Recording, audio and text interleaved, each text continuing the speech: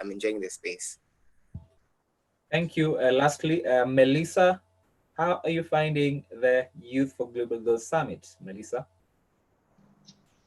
I'm having a really good time. I like the first session as well. It was really like it resonated with me. It made things make sense, and I'm just looking forward to the rest of the day.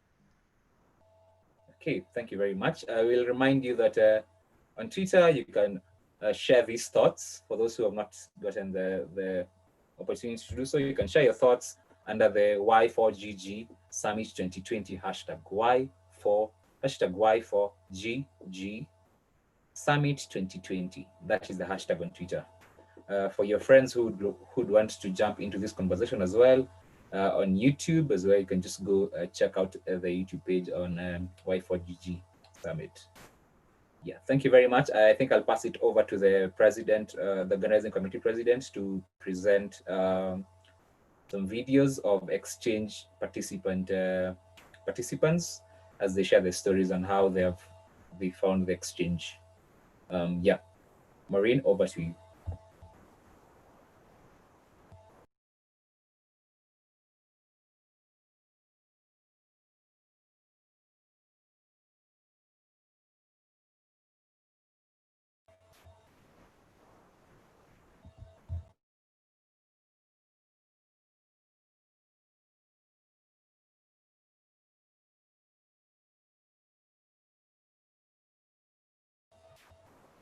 Okay, so guys, you can listen in to what Maureen is presenting. There are videos of people talking about the exchange experiences. Yeah, so listen in.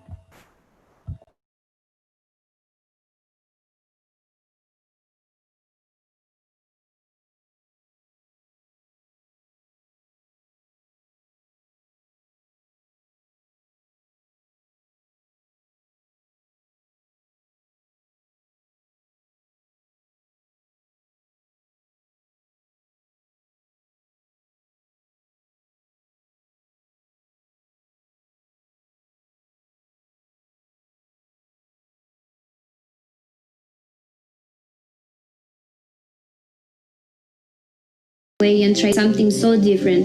But deep inside, I longed for the same kind of experience but was afraid to do it. Until this year.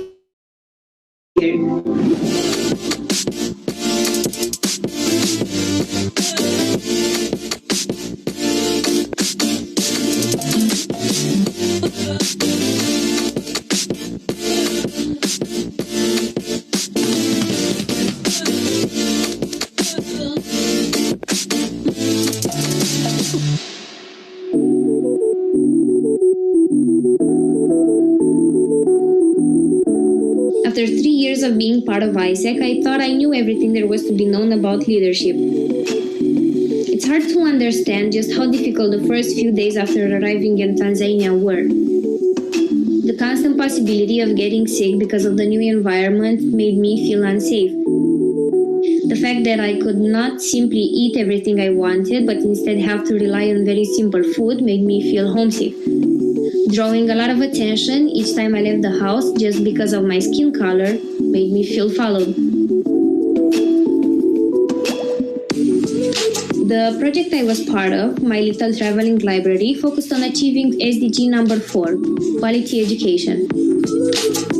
In Tanzanian public schools, classes can have up to 100 kids. What is the quality of the message they receive, and how much of the information do the children actually retain? It's exactly this question that pushed us to split children into smaller groups in the project so that we get the chance to approach each student individually and assess his level, making sure that every single one of them had access to the information we were delivering during our English classes. As I reached the end of my stay, I was proud to observe that their vocabulary improved considerably, as did their ability to answer questions, to read and pronounce sentences. These kids desperately need a language training in order to move on to higher forms of education, and all they need are the right models and activities to help shape them into their best selves.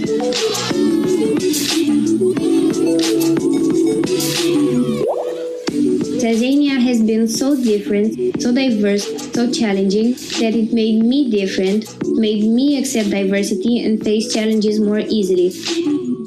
I don't want to lose this. The mindset, the vibe, and the kindness. Saying goodbye was heartbreaking, as I could only imagine the people they will grow up to be or the things they will accomplish. Being out of my comfort zone made me become more aware. Being homesick made me appreciate what I have back home. We were constantly reminded to calm down, to relax and enjoy life.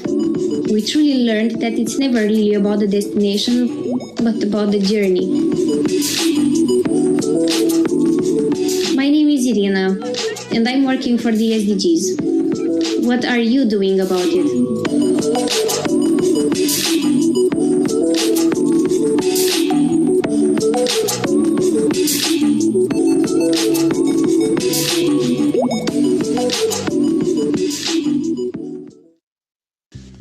The question of what I should do before finishing my studies, of how to spend my last holidays, contributing to something bigger, was on my mind a lot during the last few months. I longed for an experience that would not only be meaningful for me, but that would allow me to make a difference on a larger scale, to do something that would help others.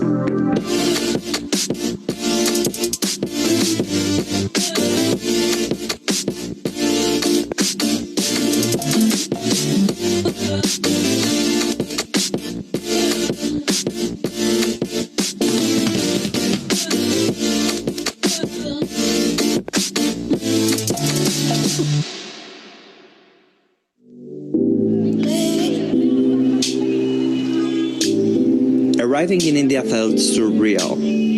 I wasn't sure I was ready for what I had just taken on, but in order to make the most of my experience, I decided right from the beginning that I'll do my very best to embrace the local culture and to understand all the different customs I was exposed to.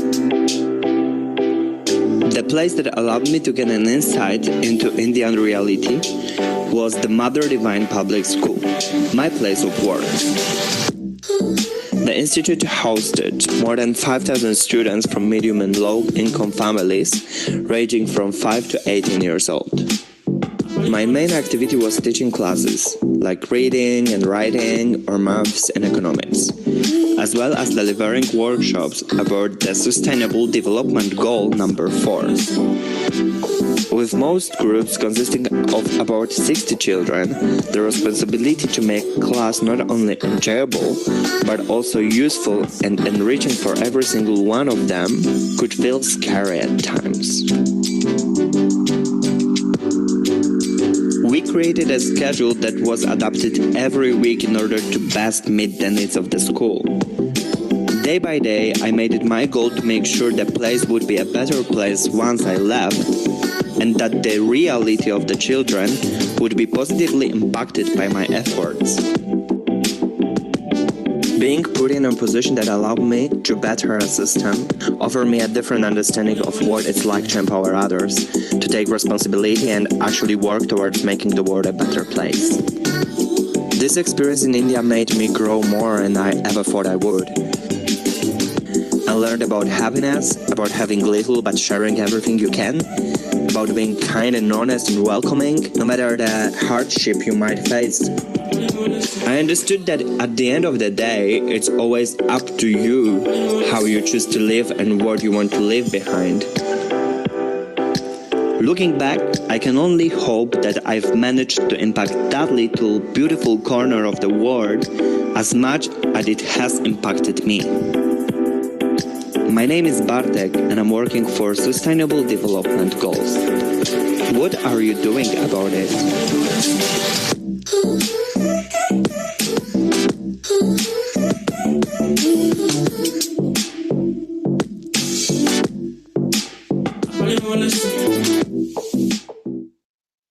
I have heard and read a lot about the issues that other countries are facing. Despite my concern and interest, I felt like they were too far away to affect me or for me to do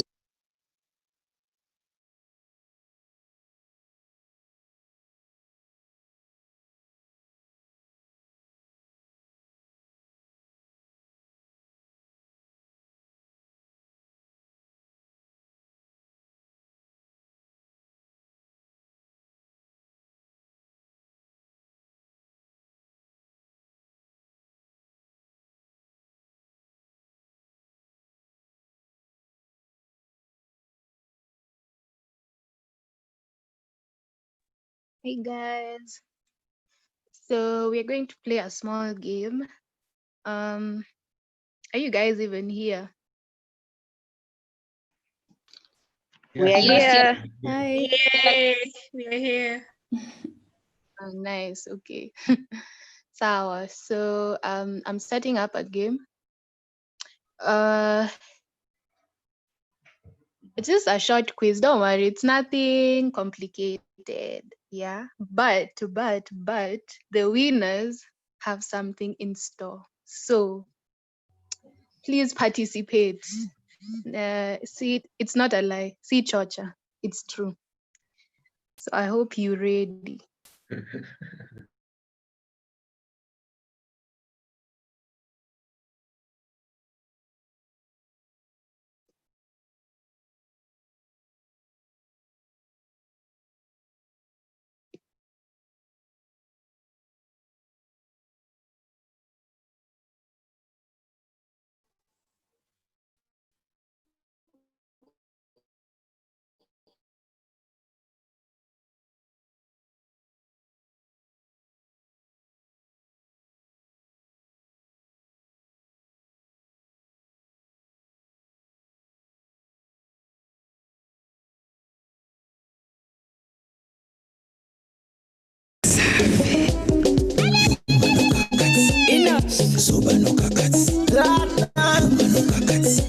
Jizo, otele mino na kwe, osali no lokote, otoki no kutute, na pete kaka bongo yope ba pesa ya. Yope ba pesa ya. Cléopâtre Mukula. Ase otele mino na kwe, osali no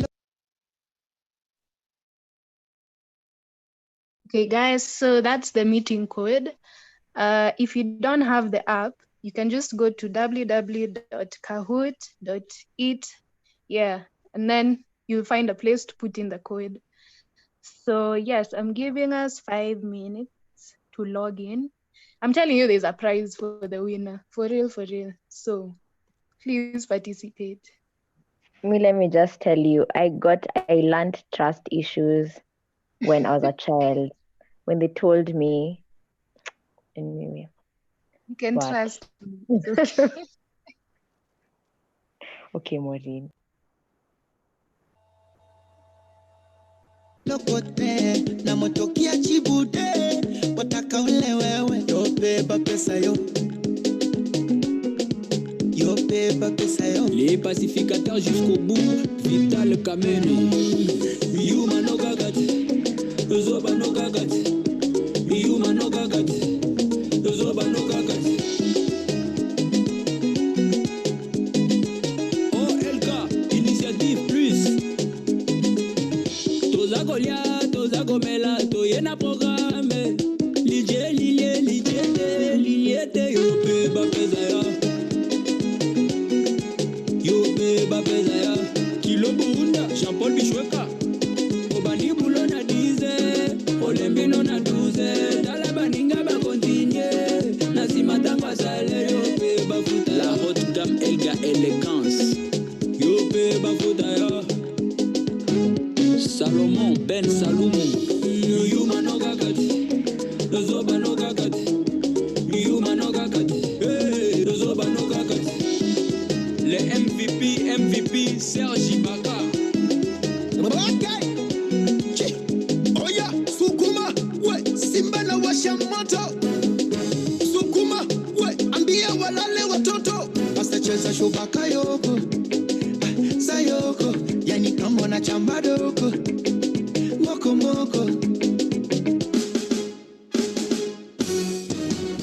Wape Nasema wape Sasa wape Swametakasha wape Komesha wape Nyuno ya kwenye cha wape Nyongesha wape Oya mateka mikono juu Yambu shusha chini Leta tena juu Shusha kwa kiuno Tunanyatia Zakunyatia Tunanyatia Zakunyatia Tunanyatia Zakunyatia Excellence ZK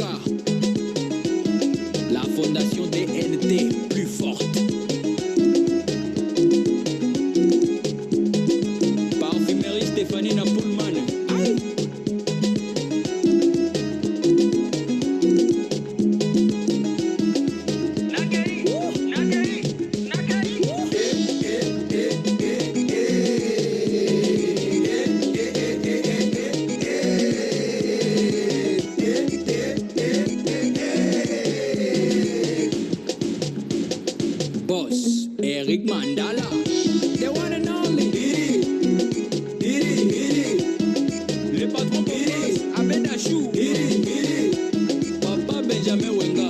Party Benz. Aye.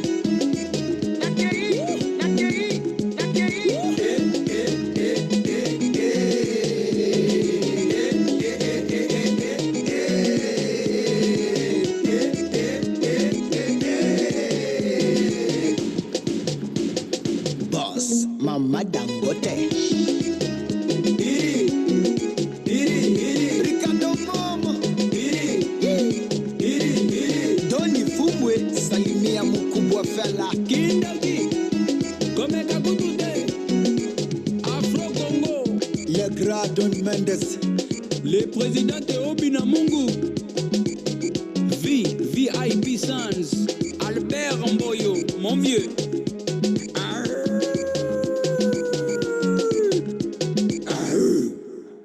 Molodoi leader.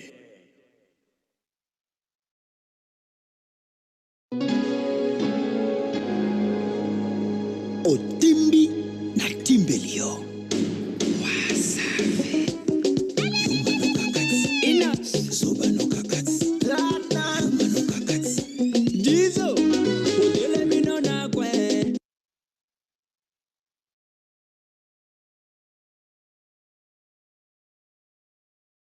Okay, guys, I'm seeing we're 33 people now.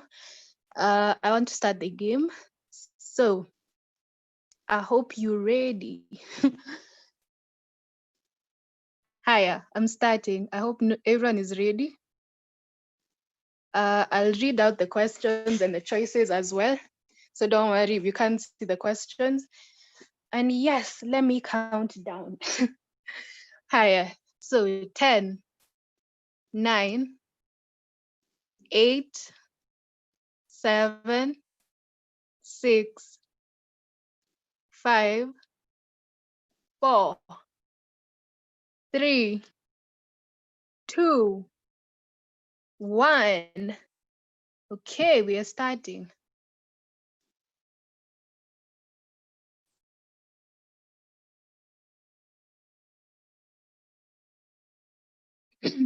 Okay, in My Hero Academia, who of the following is not part of Class 1A? A. Hantasero. B. Rikido Sato. C. Ibara Shiozaki. D. Tsuyu Asui. I'm sorry, what? Wasewa anime manzi, wasewa animes, we are sorry. We are totally sorry. You're gonna get- Yani, I'm in 25th place. 25th. Yani question 1. Wow. Ezra, imagine one of our speakers is the first one. Oh. Hi, that's good question too. So, Chris Kaiga once said the following except A. Cheki juu msupu, kuna venye umeiva but B. Umekosa tu itungu. B. Anaringia ugali na managu na home anakulanga sembe kavu. C. Saisi iko right so itabidi nimeleft. D. Tumejaza mesa na mademu ameweza.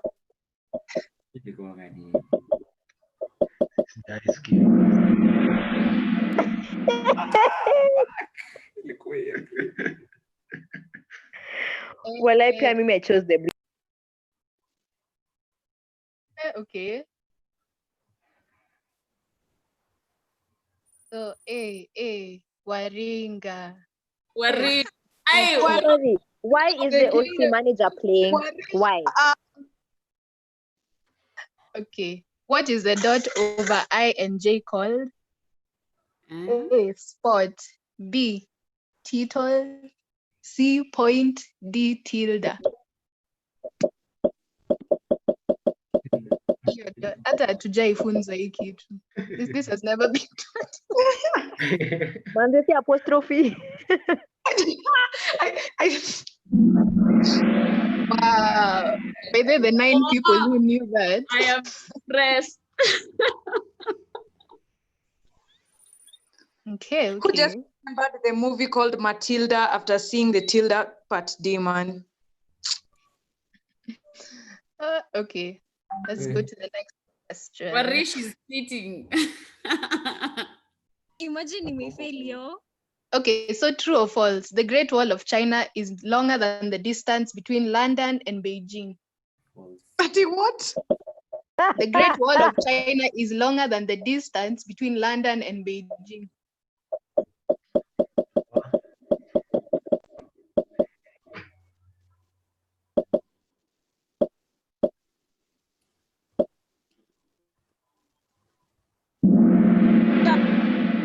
Shaka. Shaka. I think when you see facts like that, hey, who is Boroyeng? Okay. Hey, Malcolm, we see you. Okay, next question. Tess, where are you?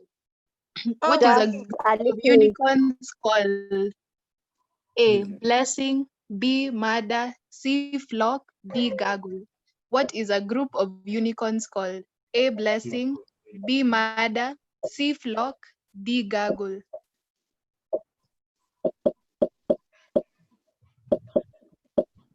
Luckily, this was not in English class 4. Just so you know. Oh, blessing. Now you know. Now you know.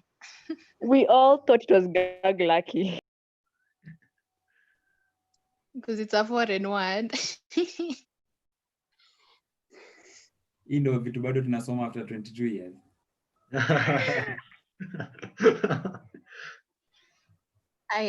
Next question. The Power Rangers had the ability to combine into a large weaponized machine known as A, Dave, B, Megatron, C, Voltron, D, Death Machine. Megatron. Power Rangers, guys. Megatron.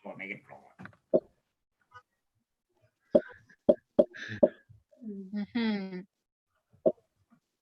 Kulikuwanga na Bakugan. Megatron. Okay, some up. Hey, Cat is climbing the ranks. So we go to the next question. Where does Superman go for some alone time? A, Louis Lane's house, B, Kryptonopolis, C, Fortress of Solitude, D, House of Hash. Where does Superman go for some alone time? A, Louis Lane's house, B, Kryptonopolis. Okay. Isha. Oh, okay.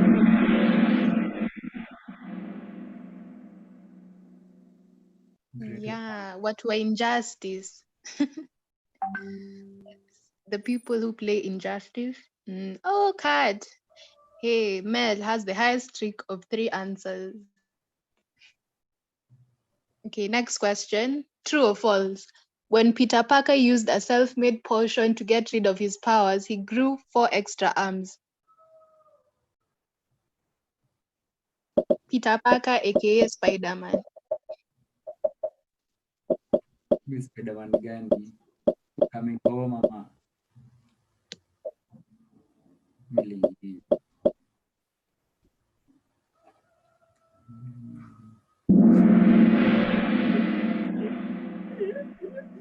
Yeah, what people are guessing.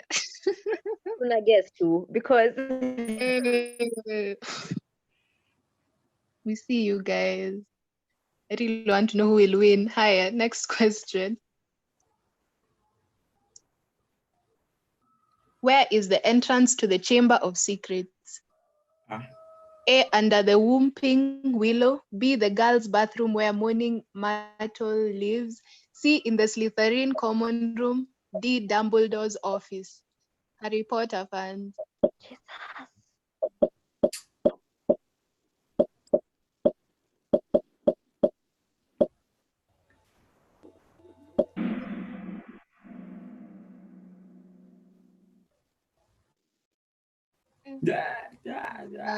We have fun. Hey, okay. Next question. What country has the highest number of SDGs as from 2018? A, Denmark, B, USA, C, Mexico, D, Africa.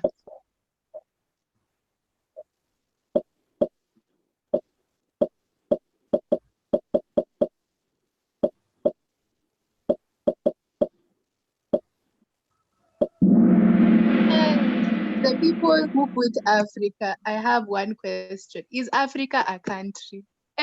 People, what's happening? This was a trick Instruction. question. People just see Africa, they see problems. It's okay. I swear. Okay, the next question.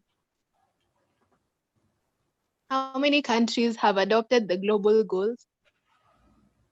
A, 169, B, 245, C, 193, D, 177. If you do AIESEC trivia, this has been there, I think. Yes. 193 countries.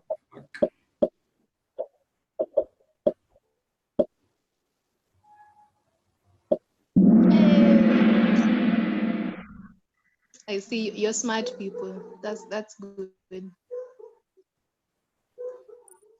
Hey, who is Kat?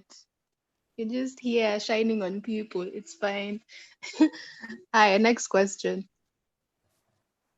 True or false? Japan and Russia did not sign a peace treaty after World War II, so are technically still at war.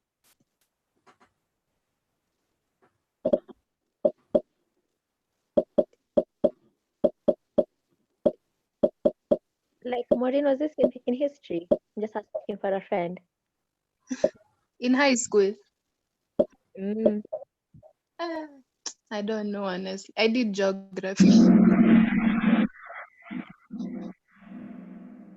Okay. Yes, hii walikuwa wanafunza prep. Ati prep. Ezra, I see you climbing up the ranks. Even Ricky. Watu wenye bado tuko 2000 points. Hola. Next question. There's hope. What is the nearest galaxy to the Milky Way? A, Andromeda, B, Sombrero, C, Whirlpool, D, Messiah 81. Some of these things, I don't know if I'm like pronouncing them right. Sombrero is not a hat. Okay. Andromeda. Whirlpool. Okay. So next question. Where are the made in China stickers made? In China. A, Japan, B, Korea, C, China, D, USA. Hii tukianguka bana, no, we can't fail this one, no. Will be a trick question. It will be real. Wow. Yay, I got it. Max, China.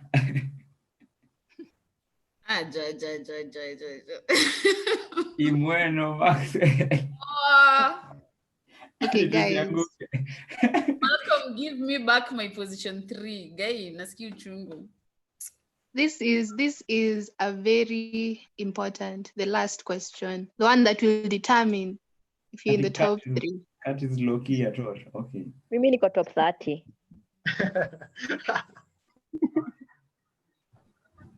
What body part do butterflies use to taste? A, antenna, B, wings, C, feet, D, scent. Lips.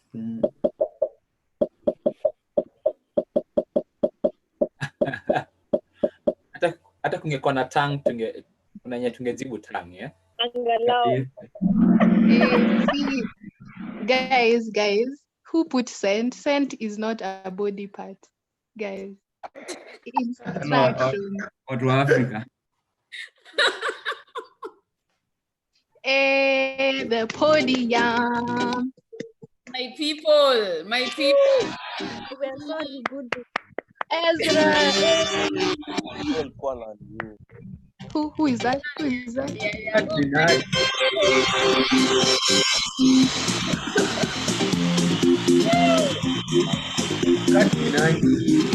Please identify yourself. Show your face. Yeah, Cat. Todd. Cat is yeah, Todd. Sonia, who are you? Are you Kat? Me. It's Cat with Tonya. It's not me. I wish it was. It's Tonya. She said she's giving her dress. Yeah, okay, Tonya will reach out. Ezra, Gudu, congrats, you guys.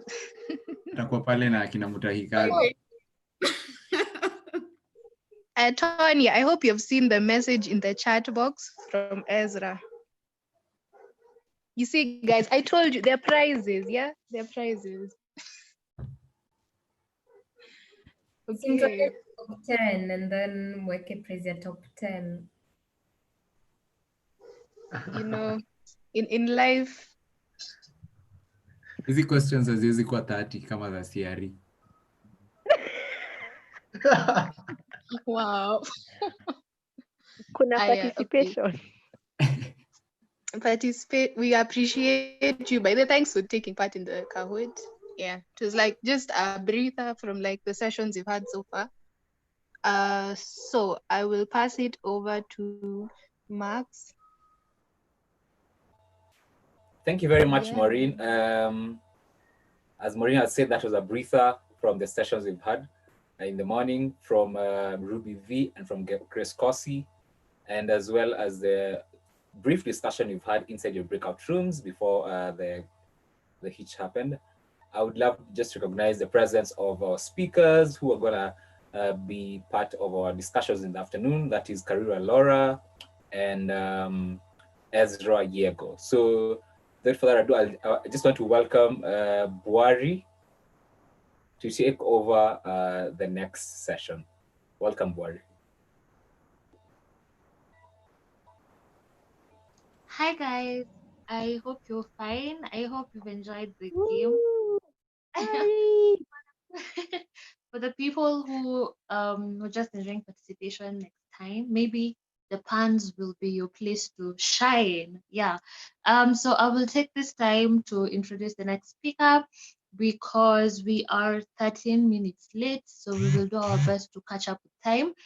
So at this moment, we have someone who is just phenomenal. Our speaker at the moment is a 22-year lady. She is a fast rising Kenyan gospel artist. We have probably all heard her song, Natamani Nikuone. If you haven't, please just go listen to this song on YouTube after this whole session, after the last session at 3:15 or 3:20. Kindly do. She has been a nominee in the Groove Awards 2018. She is a student at KU, Kenyatta University. So all the people from KU here, you can now like probably say like, okay, use emojis maybe because you can't use your microphone. But she is studying at KU, final year, studying food, nutrition, and dietetics. She is a blogger and a vlogger. She is also a TV host.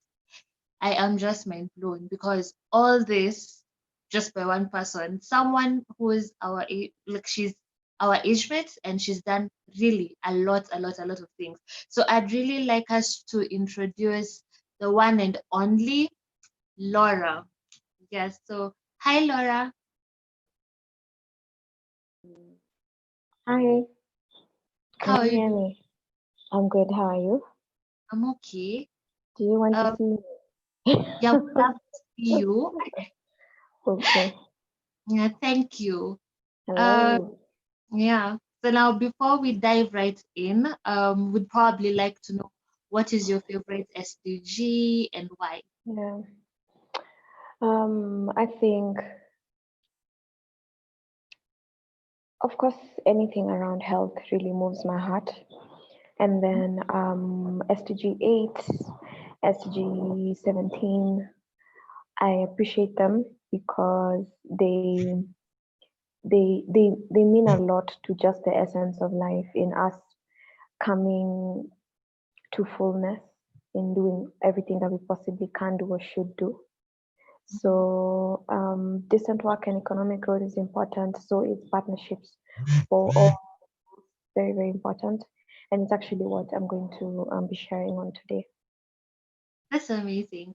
So Yeah. take it away. It's your space. For the next 20 minutes, you can Yeah. just blow our mind. My words are few, usually few. Hi everyone, I wish I could see all of you. But I'm really, really glad that you're here. I appreciate that you've come here, and I appreciate the invitation to be here and just share the little or much I know, because we're all young. I'm actually 24, turned 24 this took a July already in June. And I finished my course. I'm just yet to graduate. And you've heard about everything else I do apart from that. Some of these things are hobbies. Some of them are ways that I actually get to make some money. Some of them are now, like for nutrition, it's what I've studied. It's what you would call my career. So it's all different kinds of things. And today I just want to talk about the topic is a holistic me. A holistic me. And this means a lot to me because I was blessed to go to a high school that really deeply instilled that in me, this thing of wanting to be all around.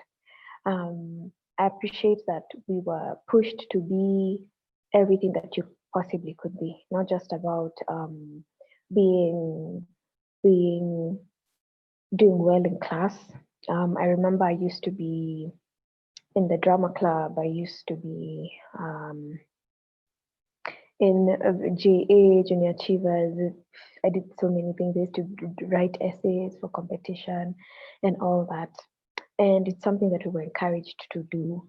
And I am blessed to also have had the support of my parents who they never for a moment would like cringe when or just like get pissed off when I tell them I'm in drama club or I don't want to do music, nini nini. So those are some of the things that I've been blessed to have that have contributed to me being who I am. And that's why I'm passionate about people being their fullest selves. It's very, very, very important. And the simple logic behind it is at the end of the day, your life, you would want your life to count for something. You would want to, okay, you'll probably be dead. You won't look back, but you'd want people to look back at the life you lived and see how an amazing friend you are, how amazing you are at your workplace, how much of a strong-willed family person you are. That is those of us who are family-oriented. How well you did in school, as in, and well doesn't mean you got a first class. That's not the only well that there is. At the end of the day, success is knowing that you've done your best and being very confident in that. So, even for there to be economic growth, it takes so much more than people just getting degrees and going through school. It takes a lot more. So I'll just share in brief a few things I prepared to just make sure that I don't miss any points. Bottom line is we all have something in us, each and every one of us. We all have something. We all have particular gifts. We all have talents. We all have things we're good at. Some of us are very book smart.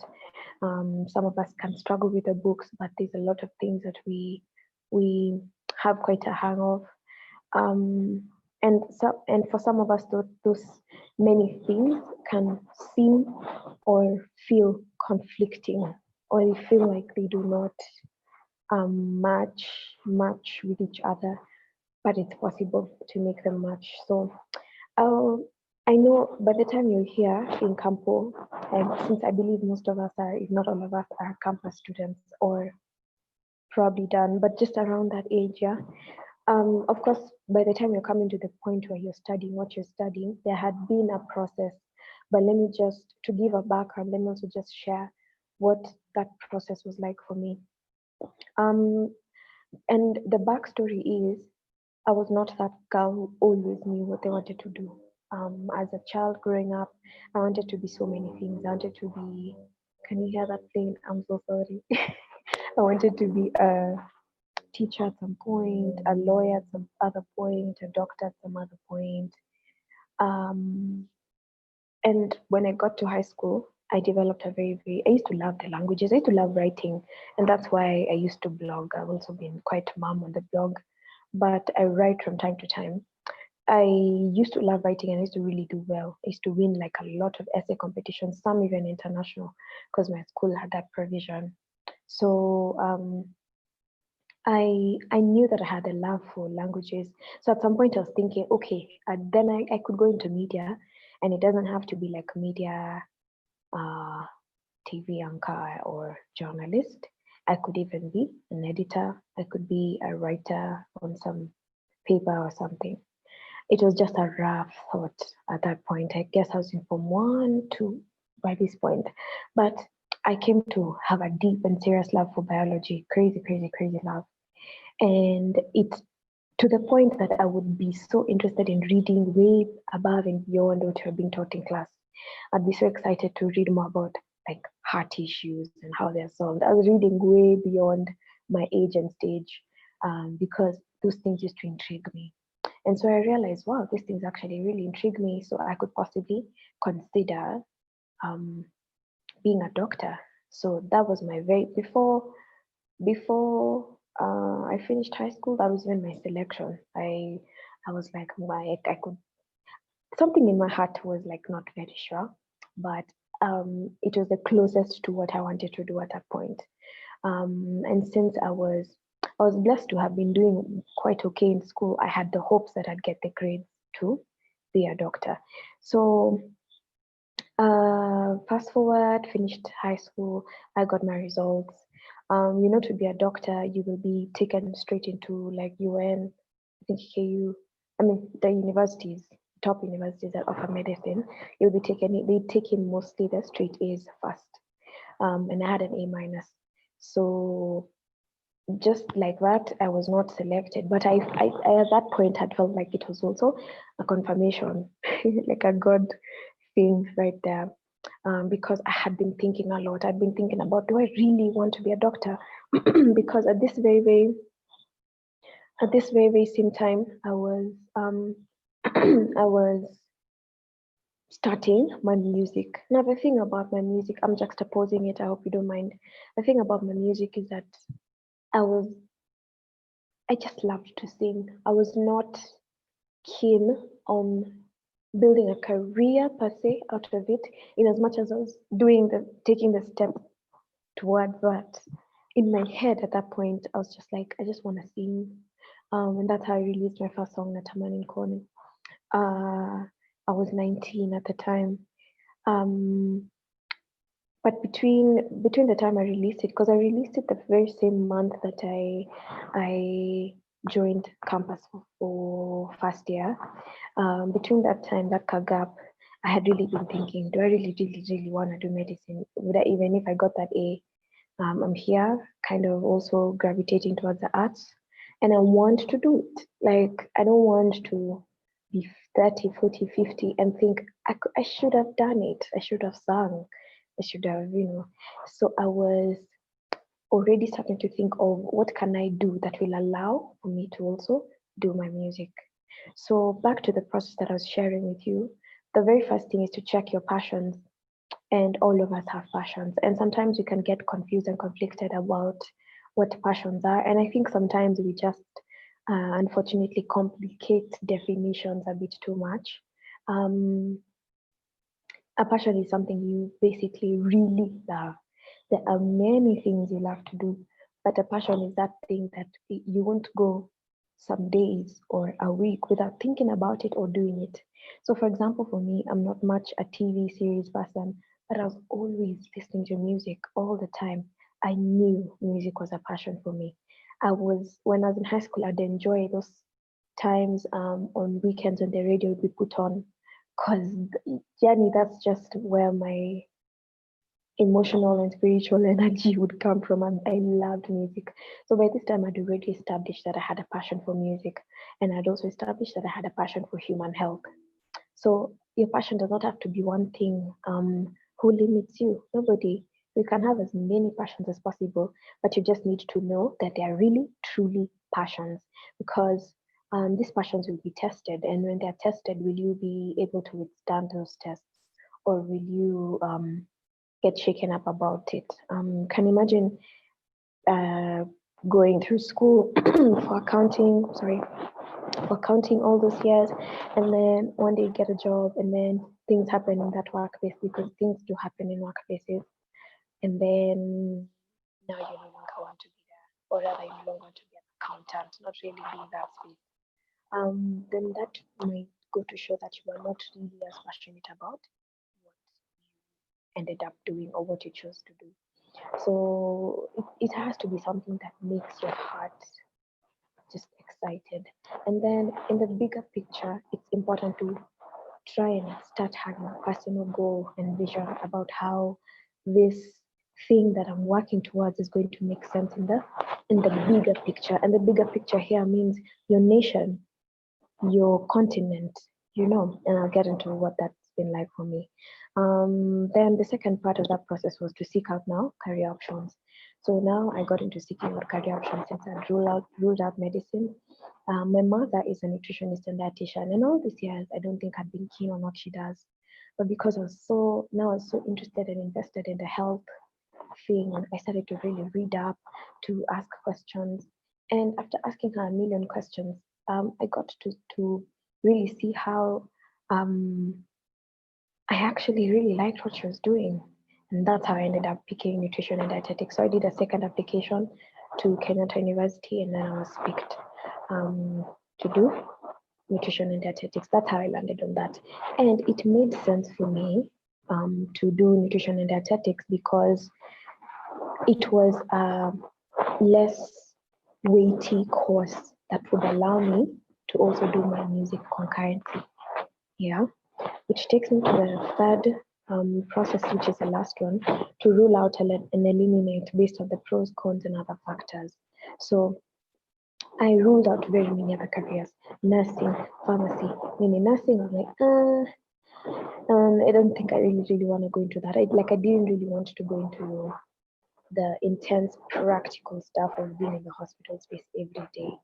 I wanted to see how I can either dabble or do hospital for a while and then do consultant, something that will allow me to sit in an office and probably work in a hospital at some point.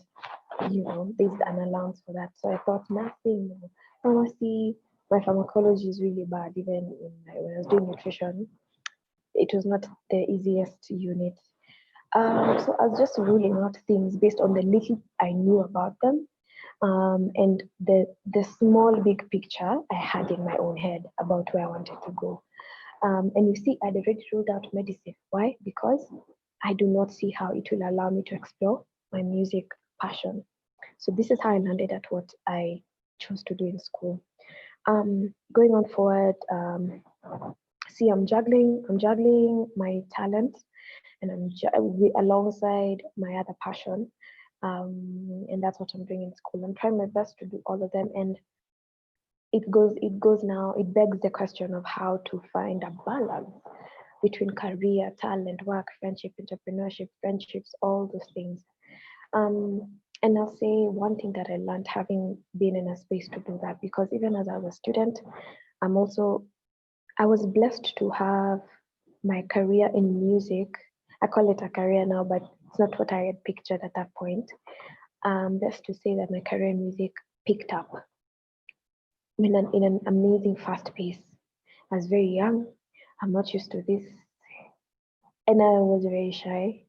I'm not used to this, all the glitz and glam that's coming with it. So I'm having to learn on the job. And at the same time, I'm needing to work on my friendships. I live with my family to this day. So I'm still a family girl, still a family person. Still, at this age, you're like perfect age for dating. So the opportunities here and there, and you're one person, But all these things need to be done, and it's not impossible. And so the top lesson I can say I got from being in that space, because I also know how intense it can be to be in a particular phase in your life and you don't really know what to do because you've never been there before. You've never been 23 before, you've never been 22 before, so you don't know the challenges that a 22-year-old faces. So I remember when I was in that season of seeing all these things in my hands right now, and I'm like, wow. I remember the biggest thing I learned was the word here is not even balance, it's priorities. There are particular seasons in my school. You guys know, through the school semester, there are particular seasons that are intense. Maybe as you're drawing towards exams or when you're having your cuts. At that point, I can't be those who, I mean, it's KU, you could skype a class just depending on what the class is about. If you have prior understanding of what's going to happen in that class, you can probably tell yourself, okay, this one I can do. Maybe if what you need to do is more important, yeah. So I'm not saying people Skype classes, please. But yeah, so sometimes it would be a matter of, at this point, I really need to get prepared as ready as possible for my CAT or my exams, and so I cannot put in a music project in between because it will eat into my time and my mental energy. So because the process of creating any kind of creating is usually takes a lot of your mental energy. So it was a matter of priorities. There are particular points through my semesters that I would not gig a lot, I would not do a lot of studio sessions. I'd not be that much available for what was there on the other side in terms of the music space. Sometimes you will need to prioritize some things for the sake of your friendship. You will need to know that again, hauwezi kuwa tu unasoma pia honestly 24/7, because at the end of the day, you one day you're going to leave campus. So ukitoka campus, what's your life gonna be like? Are you gonna look around you? You don't have people to lean on, and that thing is so important. Let me tell you, having people to lean on, and you don't even need 15. As in fact, the smaller the circle, the better. You don't need 20 people. You just need to build very solid friendships, and this is the time.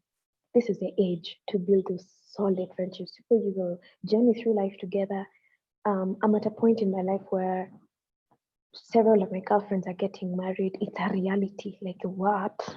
People are getting married. You know, then you start also sometimes juxtaposing your life against theirs, so that you also, because when you have peers who they're basically peers, so you guys are in the same place in life, you guys pace each other. You pace each other.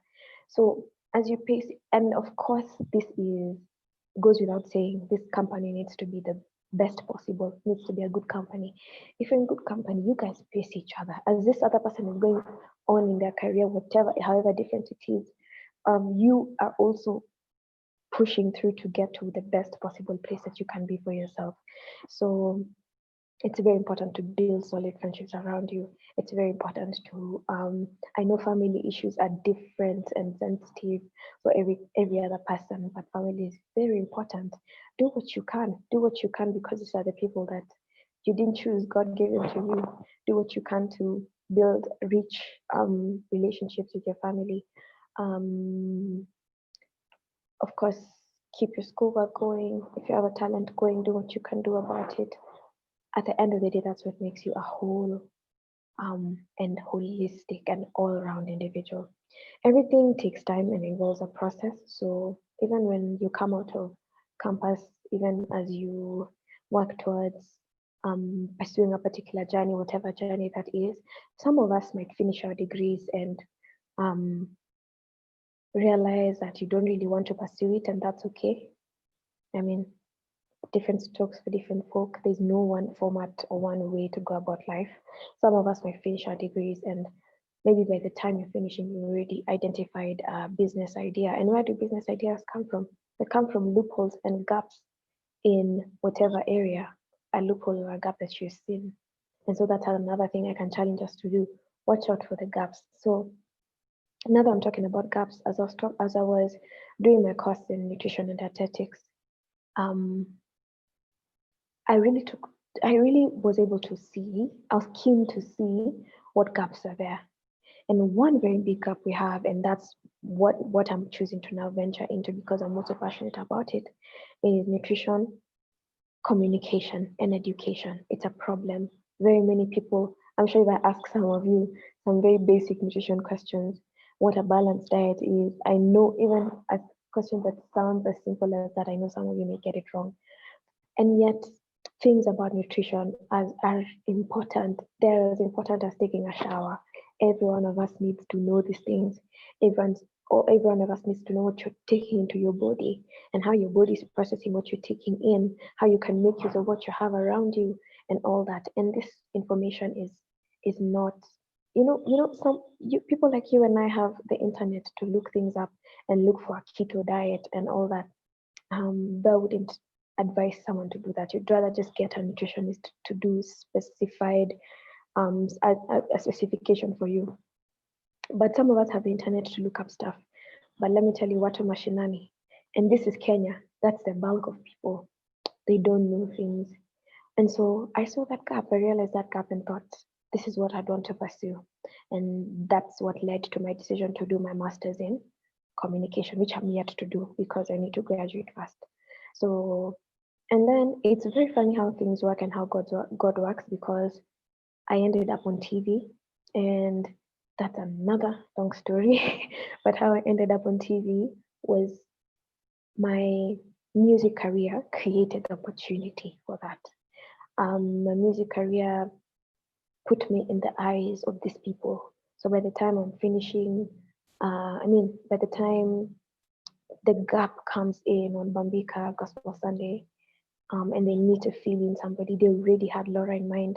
Laura, the singer, yeah, she could come through for auditions. So after really deliberating, because that was a really big turn for my career, it was a huge step to take, and that was last year when I was doing my final year and getting into attachment, which was very hectic.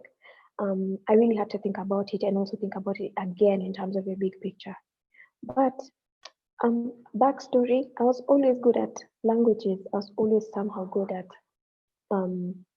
putting my words together to say things. So again, it's my talent that got me this job and my talent that helped me stay on this job. Because when I went to the auditions, actually when I went all the way through to the final time, because they really considered me. When I was meeting my bosses and giving them my papers, they're like, okay, though for an entertainment show, you don't need papers in communication per se, but they found it really, really strange that I do something completely off the tangent, so they're like, this nutrition thing, what's your plan with it? And I gave them an idea of what I want to do. So here I am, having a job at my age, that's allowing me to progress my life as I also build the other side, because as I continue to, because this is not an everyday job, it's a weekend job, especially now that COVID has come in the picture, because we used to travel around the country, but now we are around. It's a weekend job, and the most I would work in a week is 3 days, and those 3 days include like a virtual meeting or so I have time to build the other side of my life. I have time to build to go back to school should I want to go back to school. I managed to do my attachment at the same time, which was interesting. I have time I'm able to sort of double. So it's interesting how that works. But again, like I'm saying, it's all because I put my foot in the deep and just did something that I loved to do, especially because I was blessed to have that provision and that support from my parents then. So the world is moving very, very fast. Be very quick to catch the innovations in your area of interest. Be very quick to catch them. Because like right now, anybody in the health sector needs to be really, really, really interested and trying to be up to date as much as possible with this whole COVID thing. not in terms of the number of people dying and recoveries and all, but in terms of what is this COVID thing? Why is it getting people like that? Why is it killing people? What is it affecting? What can people, like for me as a nutritionist, I need to think about what can people eat, because that's my work at the end of the day. A recovered COVID-19 patient, atakula nini, kujisustain. So be keen to study the innovations in your Hi. area of interest. Hi. So we have a few questions. I'm sorry for cutting you short. It's because It's okay. I'm actually at the very tail end, so the perfect okay. time. Yeah. Okay, so you could probably round up and then we can ask a few questions. Sure. We can finish up. Yeah. So as I'm winding up, thank you so much. As I'm winding up,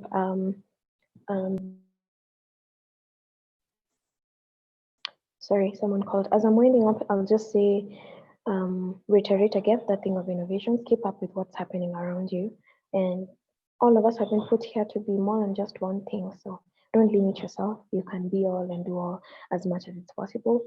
Life has many facets, and all of them are important in very many unique ways. So try and plug in into all of these things as much as possible. It's the best for you. And strive to be the very best version of yourself in everything you do. If you're a nutritionist, be the best that possibly can be. Singer, try and be the best, whatever it is that you put your heart to do. Try and be the best. And then lastly, to be a holistic person, you need to, this thing is said a lot, but you really, really need to know and learn yourself. And you need to love yourself. And you also need to learn to prioritize. That's what I had in my heart to share.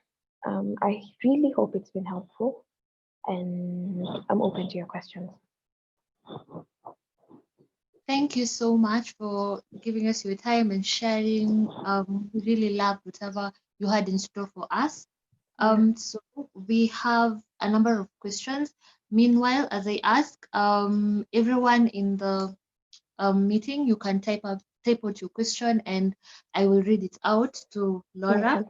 So now the first question would be, how do you hold your Christianity in a world where upcoming organizations tend to be neutral towards religion? That is, most of them would be like, we are a non-religious organization, just so people do not feel like we are turning to Christianity or being Muslim and all that. So how do you get to still hold up to Christianity in such situations? Yeah, my personal opinion, and I'm usually keen to say that because I do not like to show my opinion down anyone's throat. And many of these things do not have a right or wrong. Really, it's about what's best for you. So my personal opinion is that your faith is a personal thing, a very, very personal thing. And of course, you can, especially for Christians, also of us who are Christians, we have this thing of evangelizing and telling the world about Jesus. And that's a thing, yes, but you don't tell the world about Jesus by shoving it down their throats. You tell the world about Jesus by living it out. So I'd say, especially like in a workspace that does not embrace that per se, that's a personal thing. You don't have to put it.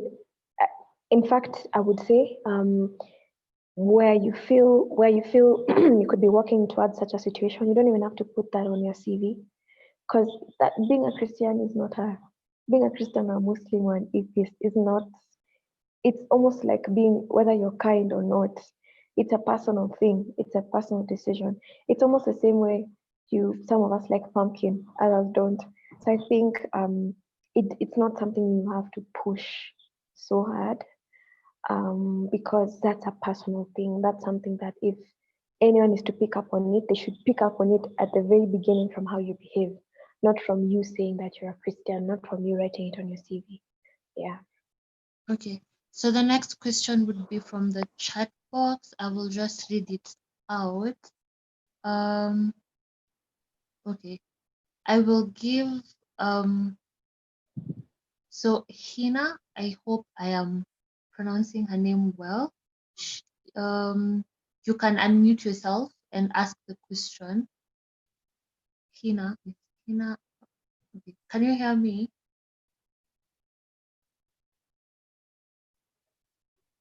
Okay, so we'll probably go to the next question.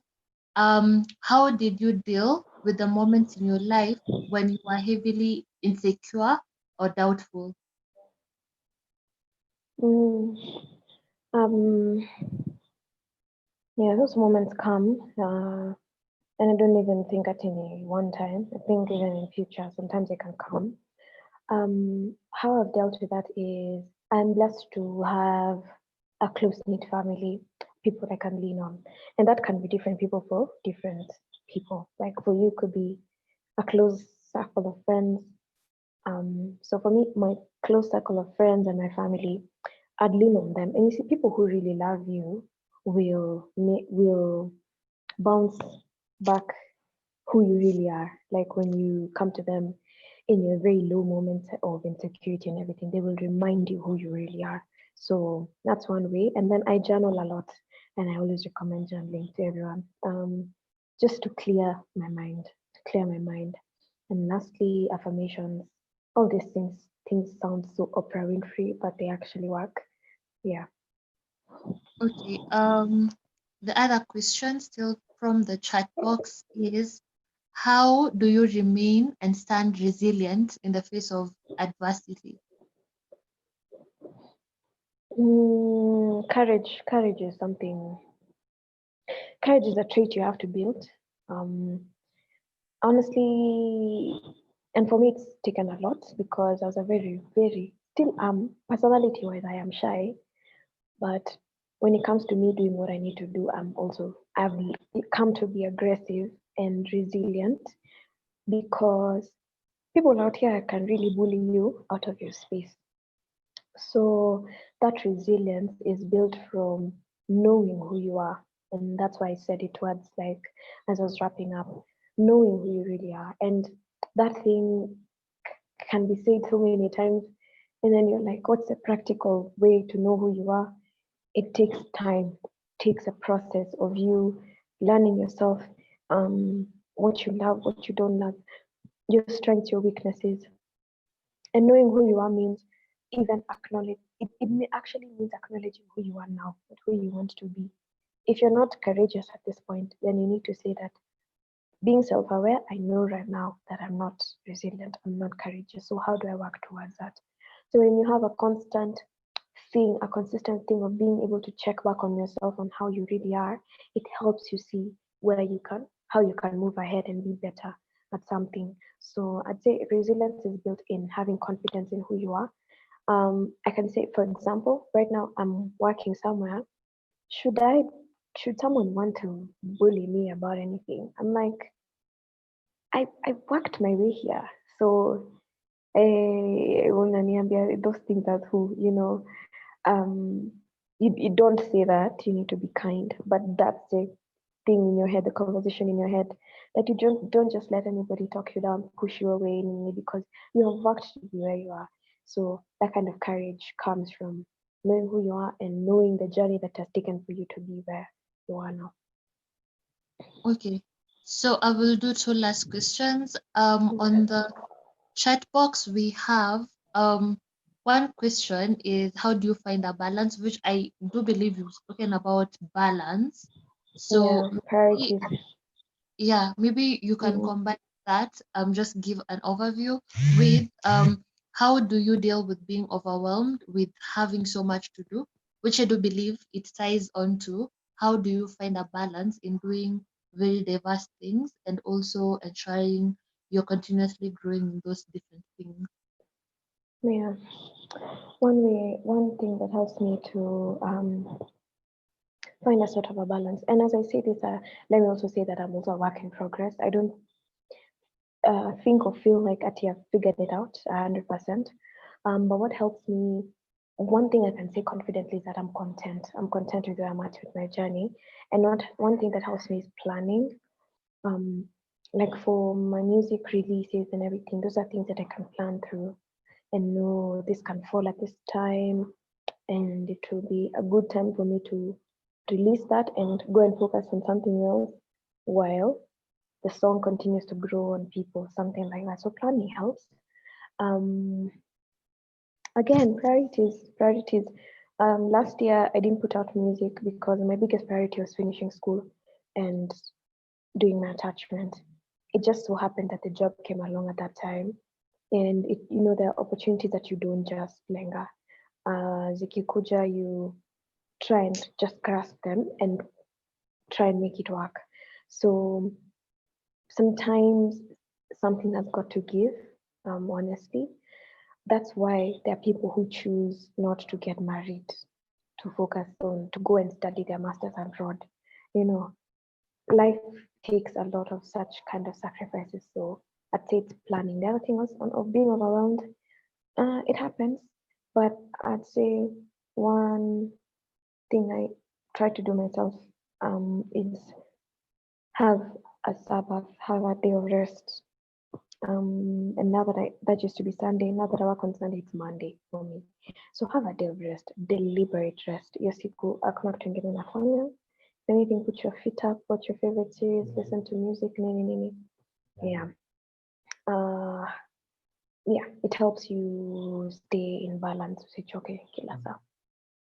Okay.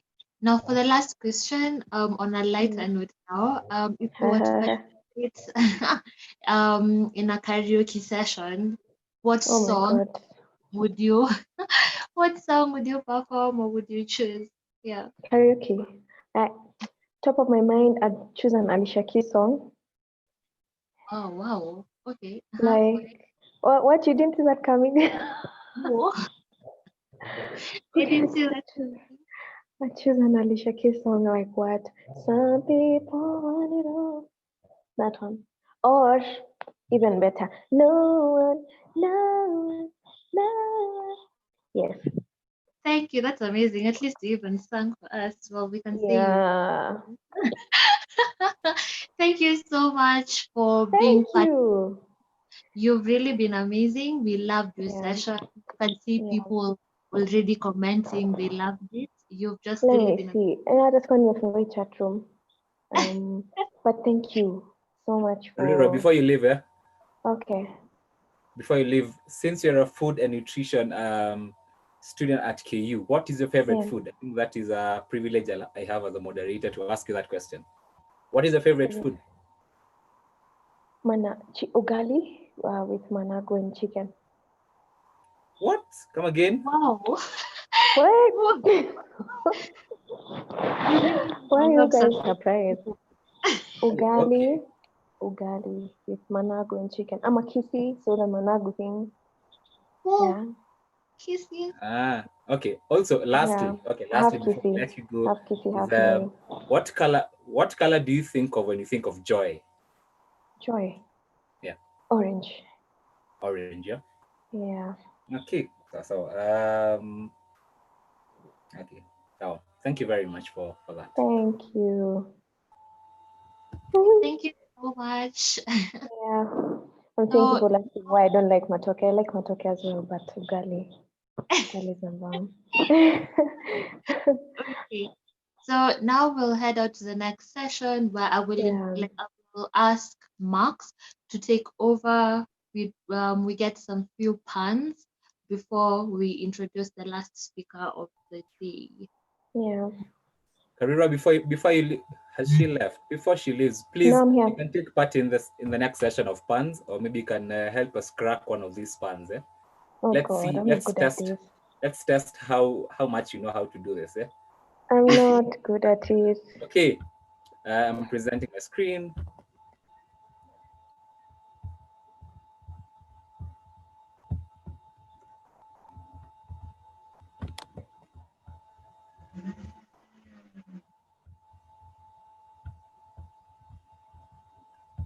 Okay.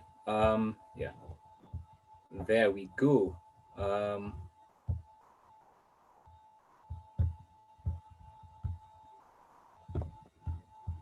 So, what is the difference? Oh no. What is the difference between a nicely dressed person or man in a bicycle and a poorly dressed man in a tricycle? Anyone? Carrera, you can answer as well. So what is the difference between a nicely... Don't think too much. This is a very time well wasted. Don't think too much. There's an extra wheel. That's a difference. They're going in circles. Elsie says number of wheels. Frank says attire. Guys, enjoy participation. Answer the question. Karira gave an answer.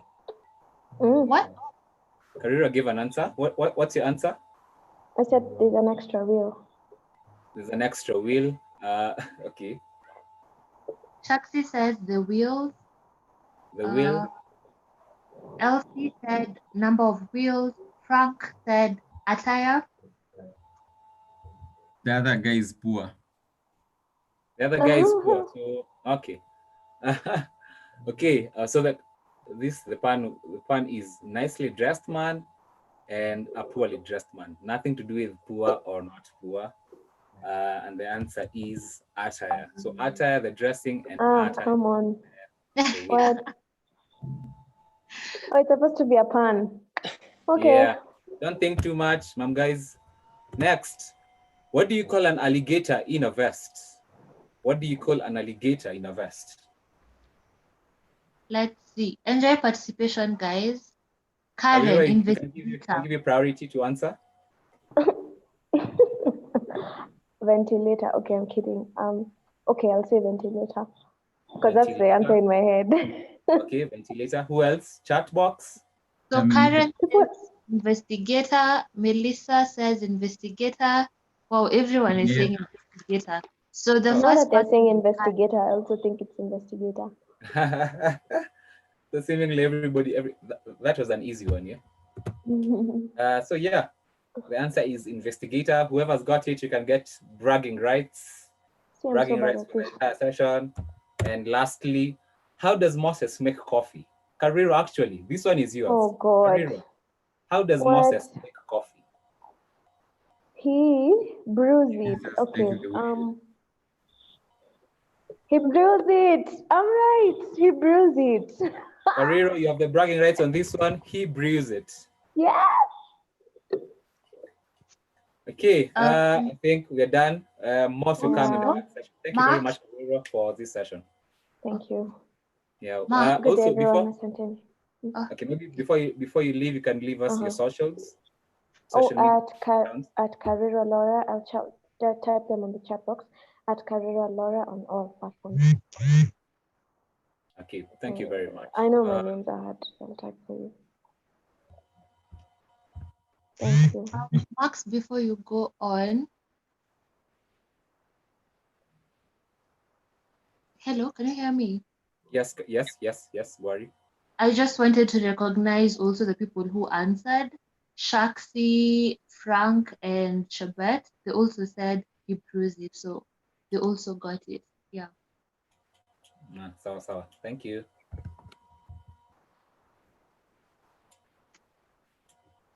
Okay. So the next session, I believe I'm going to introduce the next speaker.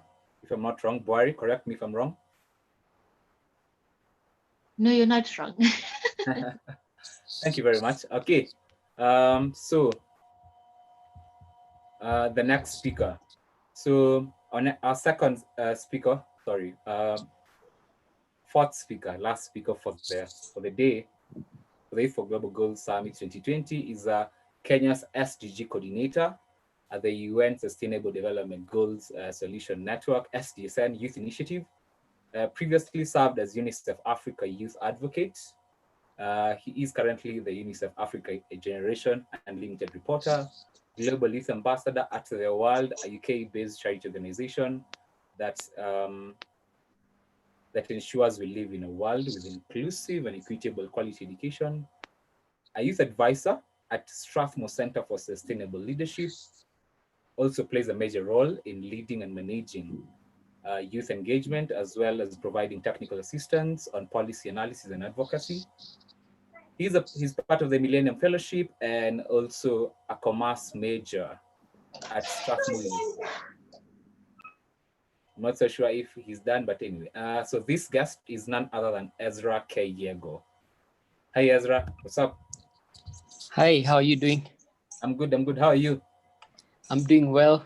Thank you. Thank you for having me.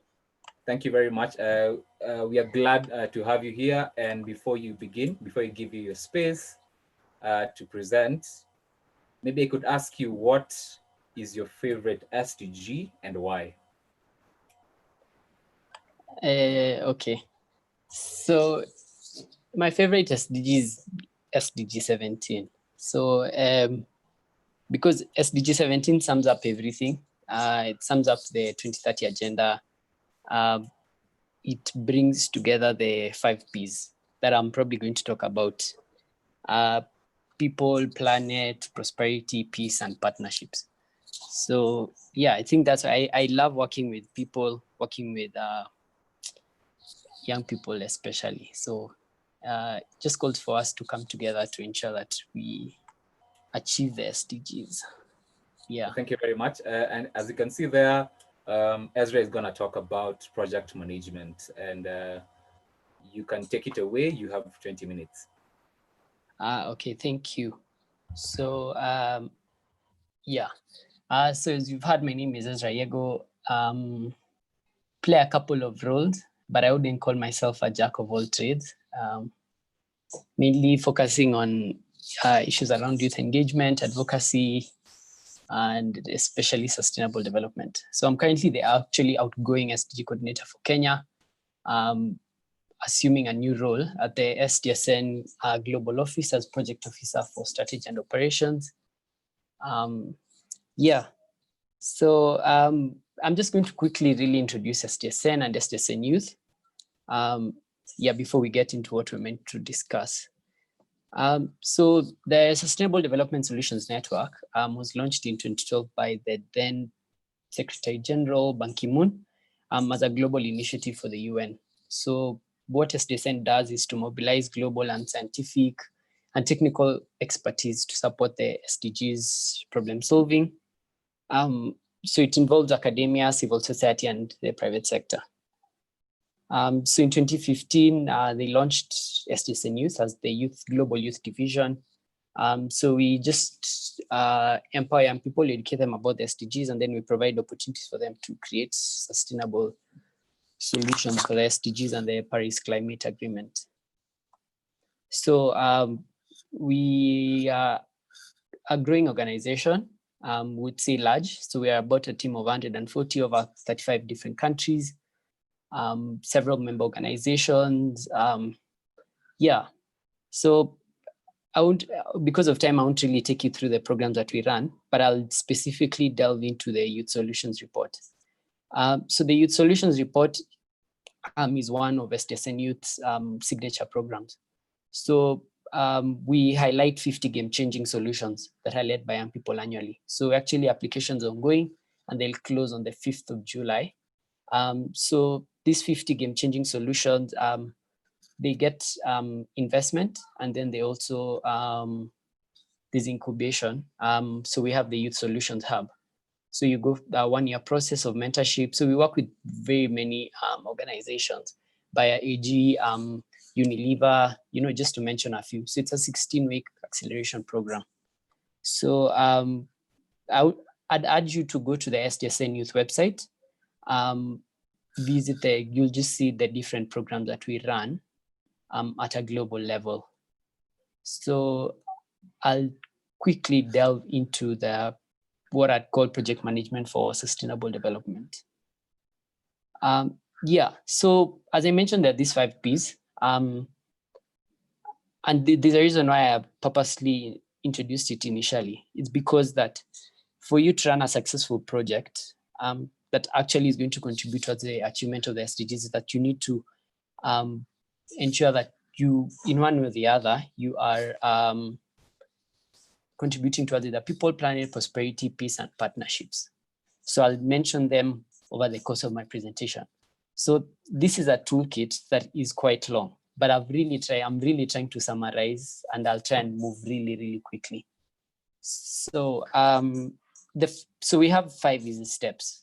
You need a vision, you need a plan, you need to figure out how you're going to promote your project, how you're going to actually implement it, and finally review. So the first one is vision. So quickly, I'm sure all of you know what a vision is. Your institution has a vision, your organization where you're doing an internship has a vision. So your project really needs a vision. So to get your project started, you need to develop a clear vision and objectives and a project outline so that you know where you want to go. So there are a few things that you need to figure out before you actually you create your vision statement. So you need to have the issue and the why. So an issue could be climate action. It could be gender equality. So maybe your issue is that industries in Kenya are really polluting and it's affecting, weather patterns. And then maybe you want to support your local community because maybe the farmers in your local community is an issue with rainfall or something. So the effect of climate change, or any other issue. So you need to figure out what the issue is that you feel strongly about and why. Then what are the good things that are happening about the issue? So maybe another organization is doing something. It's not a bad thing to find out what your peers are doing. What are the things you'd like to change? So maybe the other organization is missing a mark. And then what would you like your change to look, feel, or even smell like? So the second thing is, so just create like a vision statement. So you need to reread what you've talked about, the issue and the why. So focus on one or two issues. If you have one, it's very simple. But if you have two issues that you're trying to solve, you need to figure out how to link them, and then summarize your vision for the future. So that, just a one paragraph. Yeah. So moving on.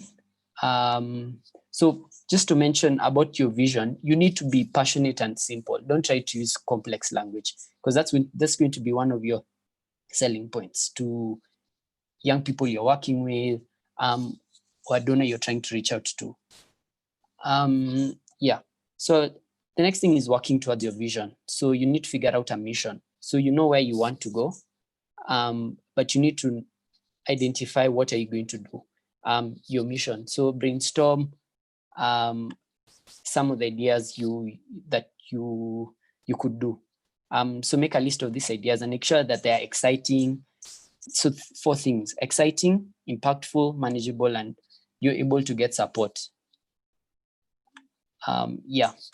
So then, sorry. Yeah. Then the 4th thing is, what are your objectives? So these are the key things you want your project to achieve. So basically, the objectives are your targets. You need to figure out how many, how well, and how long.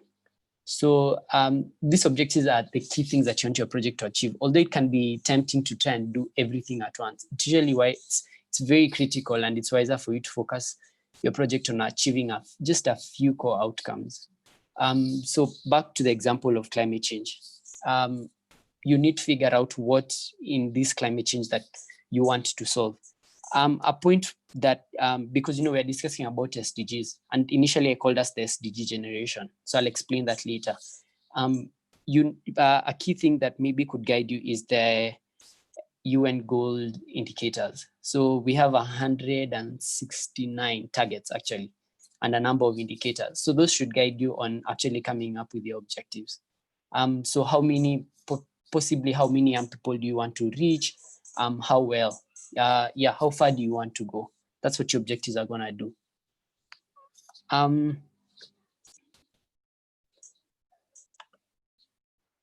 So with your objectives, you just need to create like a sort of like a table like this. So what's the objective? The target number, why not higher and why not lower? So I know a number of you probably did the Millennium Fellowship, and you saw maybe one of the questions they asked you was, how many people are you targeting to reach? So same thing. So if let's say let's talk about such a small thing, you're organizing a conference. So your target is attendees of the conference. Maybe let's say for this summit, they were targeting 250 young people. Why not higher? Why not lower? Ask yourself that question. It's really, really important so that you know how whether your objectives are actually smart. So that's where I was heading. So you need to figure out whether your objectives for your planners is SMART, your project. So specific, measurable, attainable, relevant, and time-based. I'm sure you've had so many people talking about this. So for each of the objectives that you have, ensure that it's very specific, measurable, attainable, relevant, and time-based. This is going to be a key selling point for you when you're like sort of looking for funding or support from other organizations. And then, so the final thing is, what do you want to call your idea? It seems so simple, but coming up with a name that sells is very difficult. So because, you know, as much as you'd want to put a name that, you know, is attractive to you, but you need to consider the young people you're targeting and the people, you know, the people who are just basically going to be involved. Swiftly, we'll move on to the plan. So with the plan is how can you make your objectives a reality and what will you actually do? So rather than figure it out entirely, it's good to really brainstorm as much upfront. Think about each objective and write down a worksheet, different things you want to achieve.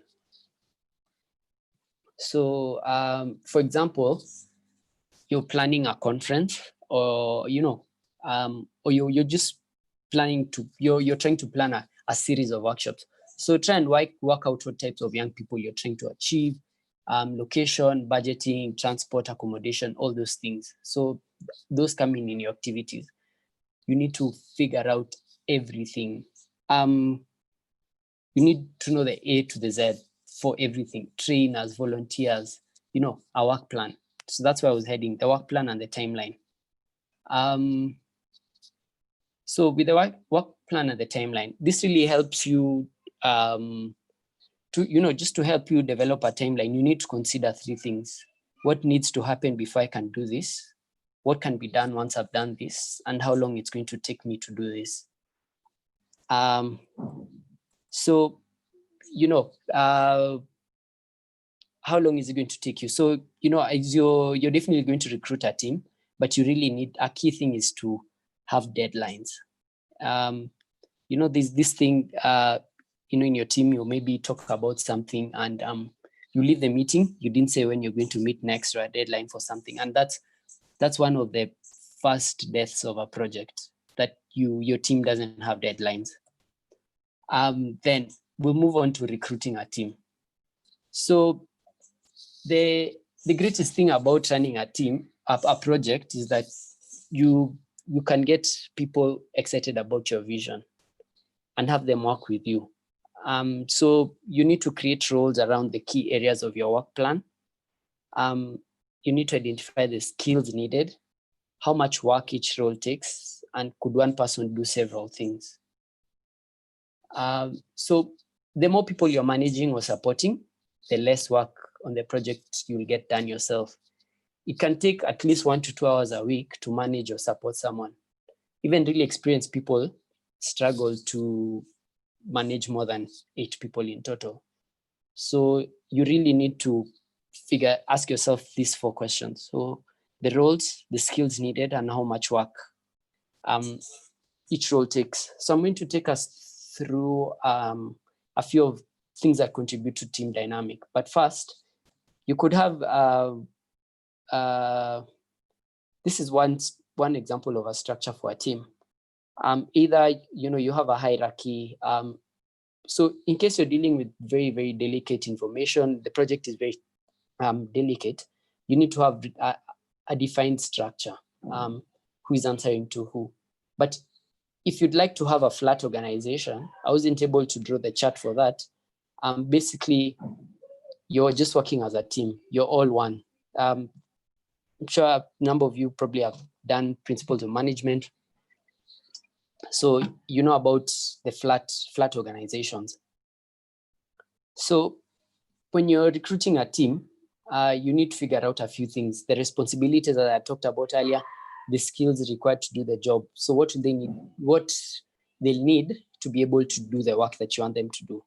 And then tell the people what they'll get out themselves. So this is sort of like creating a job description. It's really important. So add hours needed, whether it's paid, stipend, or volunteer, and who they report to again. It's upon your discretion. So now the most important thing in recruiting a team is picking the right people. You could go and find your friends in your professional network, your email, school board, all that stuff. But you need to figure out your team dynamic. How will this team actually work? So one is character. Are these people of integrity? Are they volunteering for the right reason? The second thing is chemistry. Are they a good fit for your team? When you have your first meeting with them or your second meeting them, you'll definitely know. And then finally is competence. So do they possess the appropriate skills and knowledge for the job? So yeah, that's one thing I'm going to credit AIESECers. So I was once an AIESEC, and you guys are really competent. So whenever I get an opportunity to work with people from AIESEC, or we're recruiting people from AIESEC, personally, it's a step in the door. You guys are very competent.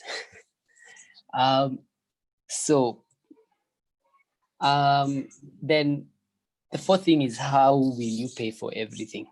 So we've delved into how you will recruit your team, but then now, how will you pay for everything in your project? So something we do here at SDSN is we have a best case scenario, a good case scenario, and a worst case scenario budget. So the best case scenario is that you're gonna meet within your funding your target. So if your project is worth, you're targeting to have 10 million, we have a budget that we're hoping we actually need 10 million. A good case scenario is in case. So something like COVID-19 has had an effect on almost all our programs. And so we had to create a good case scenario for in case the COVID-19 has an effect with our donors. And then the worst case scenario is, same thing. Now the worst, like how will you actually, cut on your budget to ensure that you're within your target, your objectives, you meet your objectives with a really small budget. So we'll move on to what could go wrong. So in your planning, you really need to have a risk assessment. So there are a lot of ways of preparing a risk assessment. So one of them is to get a stack of notes or papers with your team, and then you brainstorm, come up with a list of anything that could go wrong. So if you're doing this with a team, get people focused specifically on the areas of their responsibility. So there's probably someone who's in charge of people management, there's someone in charge of marketing. So you need to know what could go wrong. So there's low, medium, high, low, medium, high. So the likelihood of something going wrong and the impact. So if the likelihood of something happening is low and the impact is low, it's okay, just ignore it. If the likelihood of something going wrong is medium and the impact is medium, develop a strategy. And if the likelihood of something going wrong is extremely high and the impact would be extremely high, you need to change your initiative. So mind you, we're talking about these things before you've actually launched your initiative. Yeah. So we'll move on to promote. So just to summarize, plan is, as much as you're itching to start your project, it will go much more smoothly with planning. So our work plan and a timeline can help you understand and remember what needs to be done. A clear position description will help you recruit an amazing team to help out. And then a realistic budget ensures you have enough money to deliver your project. And because things never go quite to plan, you should plan for that as well. That's why we have the risk assessment. So move on to promote. So this is where maybe now those of you who are really involved in communication, but even as a team leader, you really need to know. So one is, what are you promoting? It's vital to make sure that your promotional activity is designed to help achieve your objectives. So it's really not good to use your time to promote your project to people just for the sake of it. Think about why you need to use promotion to achieve this. So write your reasons your reasons for promoting. So develop a promotional activity that will help you achieve your objectives. The second thing is, who are you targeting? Identify audiences and tailor your communication to them. So as an example, you may want to target founders of maybe tech companies in Kenya and underprivileged people. So because maybe your initiative is itching towards the IT or something, digital skills, and then underprivileged young people. I hope you've understood that. So for your initiative to be successful, engage either audiences. You'll need to tailor your communication for the founders of the IT companies, because your work is on digital skills, and then the underprivileged young people. So maybe you could ask yourself, who are they?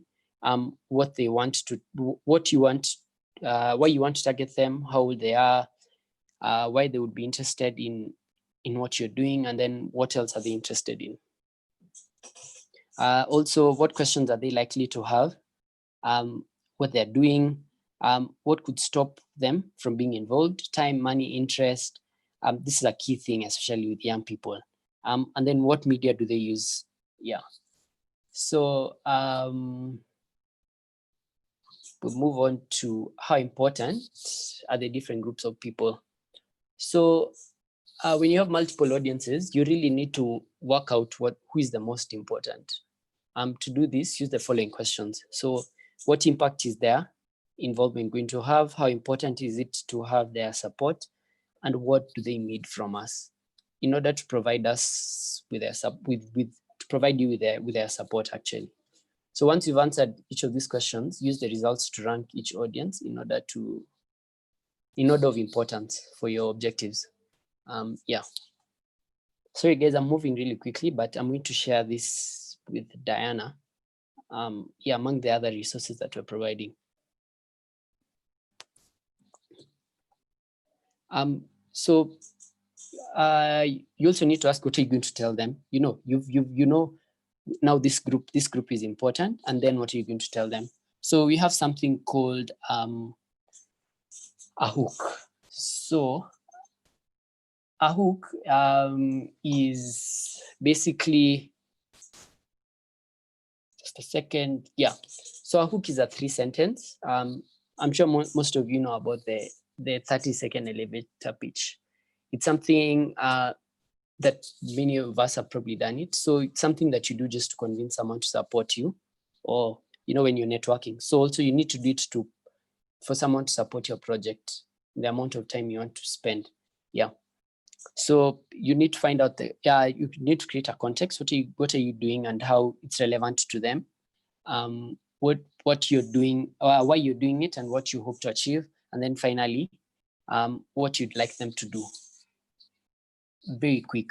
So that's just for, maybe for your social media, creating a poster or a 30-second video, a promo video. Then, so now you'll need to create like a 1-page summary, because now, someone will now be interested. So this is sort of like now a concept note. So include the context, the issue that you're targeting, the impact, what you hope to achieve, the act, what you'd like them to do. And then credibility, why people would take you seriously. So this is more of like your value proposition. What are you offering them? And then action, what you'd like them to do. So you could include now this time the time, location, and cost. So remember in this one, you have like 30 seconds to actually do a video or talk to someone. So you don't really have time to give all these details. So this is the next step. So clear details on how to get in touch with you. Yeah. Then how will you communicate with them? So how you'll communicate with them, so it's making the best communication channel to get your message through. This is really important. So there's word of mouth, website, media, online social networking, paid advertising, free advertising, emails. So you need to come up with like the pros and cons for each channel so that you know which one is more effective. So for example, you're reaching out to an organization like let's say the young people you're targeting, you're trying to reach out to young people from vulnerable communities, people like in Kibera or just the slum. You really need to know which media channel would the message reach them. Yeah. So then how will your project look and feel? So once you've picked some channels, this will reach your target audience. You need to make sure that your product is actually appealing. How will it look? What will they say? So you need to come up with a consistent look. So props to your comms team. Your Instagram looks amazing. You've actually communicated the message. Your colors are consistent. Your logo that you're using every time, you're just consistent, and that should be appealing to so many people. As I mentioned earlier, it's not wrong to look at what your peers are doing. So take inspiration from others, but don't plagiarize. Yeah, let what other people are doing inspire you. Don't let the text dominate your work. Yeah, and then a basic tip is show, don't tell. Instead of saying so many things, describe how it's going to be great using illustrations. And then embrace technology and professionalism. So there's so many resources that you can use to create amazing posters. Then we'll move on now to implement. So I know, Wari, maybe my time is running out, but I'm really going to try and rush through this. How to make the most out of your promotions. So we are talking about do. Sorry, yeah, we are now at do. So by this point, you have a vision plan and the way to promote your project. Now you need to turn to thinking and planning into reality. So this section is all about team and management, but we need to start talking about you as a leader. So better leadership can both lead to a project. Better leaders can both lead to a project and support it. So you really need to remember your vision. You're definitely a brilliant leader. AIESEC has taught you that. So you'll need to be able to say you'll need to really follow your vision and respond to the new opportunities. But you also need to manage the day-to-day functioning of your team. Make sure that everything is running smoothly. So one is to provide focus and direction to your team, increase team ownership, and amplify your team's energy. So there's a quote by a lady from India called Sanya Mahajan. She said, if you yourself, you're inspired, it passes on. If you're leading in your own community program, if you're passionate enough, you can pretty much account for the passion in the rest of your team. You can probably look whether your LCP or your MCP, even just your local community, someone running an organization, are they inspired? A successful organization, the leader is inspired, so the team is inspired, and the program is successful. So, so we'll move on to from your about leadership. So you need to understand the principles of personal leadership and brilliant management that will be able to support you be the leader in all situations. So one, be unique. So be clear about what makes your vision unique. Always insist to your team why we're doing this, why our vision is unique. When you're talking to partners or you're talking to your volunteers, just talk about your vision. Two, have integrity. Do you consistently place importance on the integrity of your project and yourself as a leader? Are you trustworthy?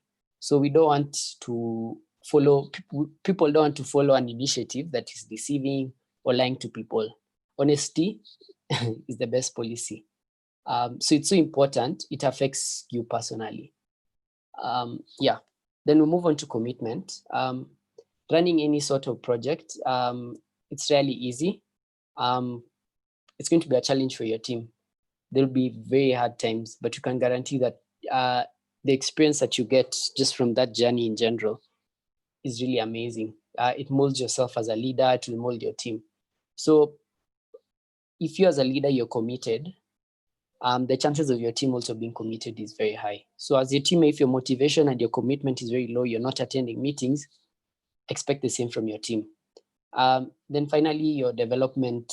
So basically the qualities. So consider which of these qualities you've already developed and those you need to work on. As you're starting your project, you need to know, do I really struggle with delegation? That's something I struggled with at the start of what I was doing. So strong leaders are open to learning and development. So you also need to develop yourself just so that you manage your team more effectively.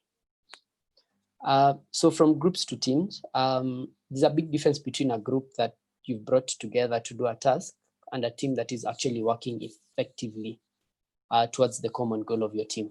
So have regular meetings, at least meet once a week, but you're not even meeting to, actually maybe discuss the key things, maybe just come together to meet to enhance your team spirit. Share decision-making and ownership. So this way, don't be a dictator as a leader. I think it's self-explanatory. So it allows you to have greater efficacy. Then there's a shared vision and understanding. So having a common goal of where your team is headed, it helps you promote greater commitment towards the team goal. As you can see, we're already at the fourth step and your vision is still haunting you. So if you at the start, you hadn't had a clear vision, or you came up with a vision in the middle, you didn't have it at the start, your project will fail. So your team needs to have that understanding. So they're going to have ownership. So encourage ideas and creativity. Again, don't be a dictator. Allow your team members to come up with ideas, encourage them, make time for in the meetings for them to come up with ideas. Yeah. Then, so team management. So, at this point you're working with a group of people and there are a lot of things to consider. So just because communications, a key thing is actually communication skills. So it might sound like a soft skill, but doesn't mean that everyone has it. So there are a few guidelines that you need to put up in your team, expectations as a leader. You need to bring together in person to discuss expectations with your team. So as you manage your team, meet people individually. I think you have this thing in AIESEC called reviews. So that's really important in ensuring that your team actually moves forward. So you need to value and care for your team. Your team doesn't stay involved because they love meeting deadlines. I don't like meeting deadlines and I don't like creating reports. They're actually involved because they feel that they are making a difference. You'll reach a point in your career where what you're doing, you don't just love your work. It's become a vocation. It's now part of you. So you need to try and build that in your team. Understand the people in your team, understand how they work, what they're passionate about, care for them. Creating a caring environment. So it's difficult to share with someone what ticks you off, So in order to care for your team, you need to create an environment in where it's possible, where caring for them is possible and appropriate. Create an atmosphere of trust, make sure you're approachable and trustworthy, confidence. Quickly, seeing time is running out. Show that you care. And then, so working with volunteers, you'll generally be working with volunteers, no matter how passionate they are, there are other higher priorities in their life, family, friends, school work. The fact of working with volunteers, you need to be realistic with how well they fit in your team. So you really need to consider that. So finally is praise early, praise often. Whenever someone in your team does something right, surprisingly, or something is positive that you wouldn't have thought of yourself, take time to let them know that you're impressed. Maybe you'll see this in your parents or some people, like I know,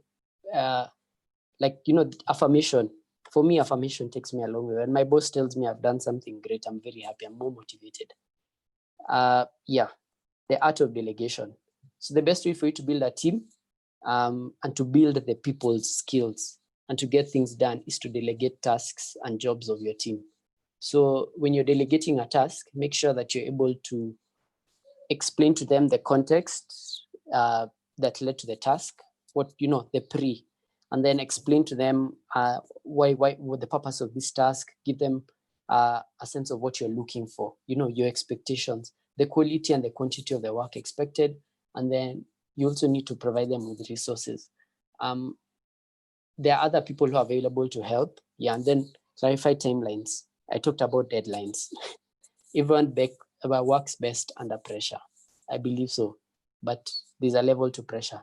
So if you accept a task yourself, by the way, from another leader or any of your team members, be realistic about what you can achieve, what you can say. Don't bite too much than you can chew. If you're not able to make a deadline, tell someone. That ticks off so many people. So you also need to instill that discipline in your team. So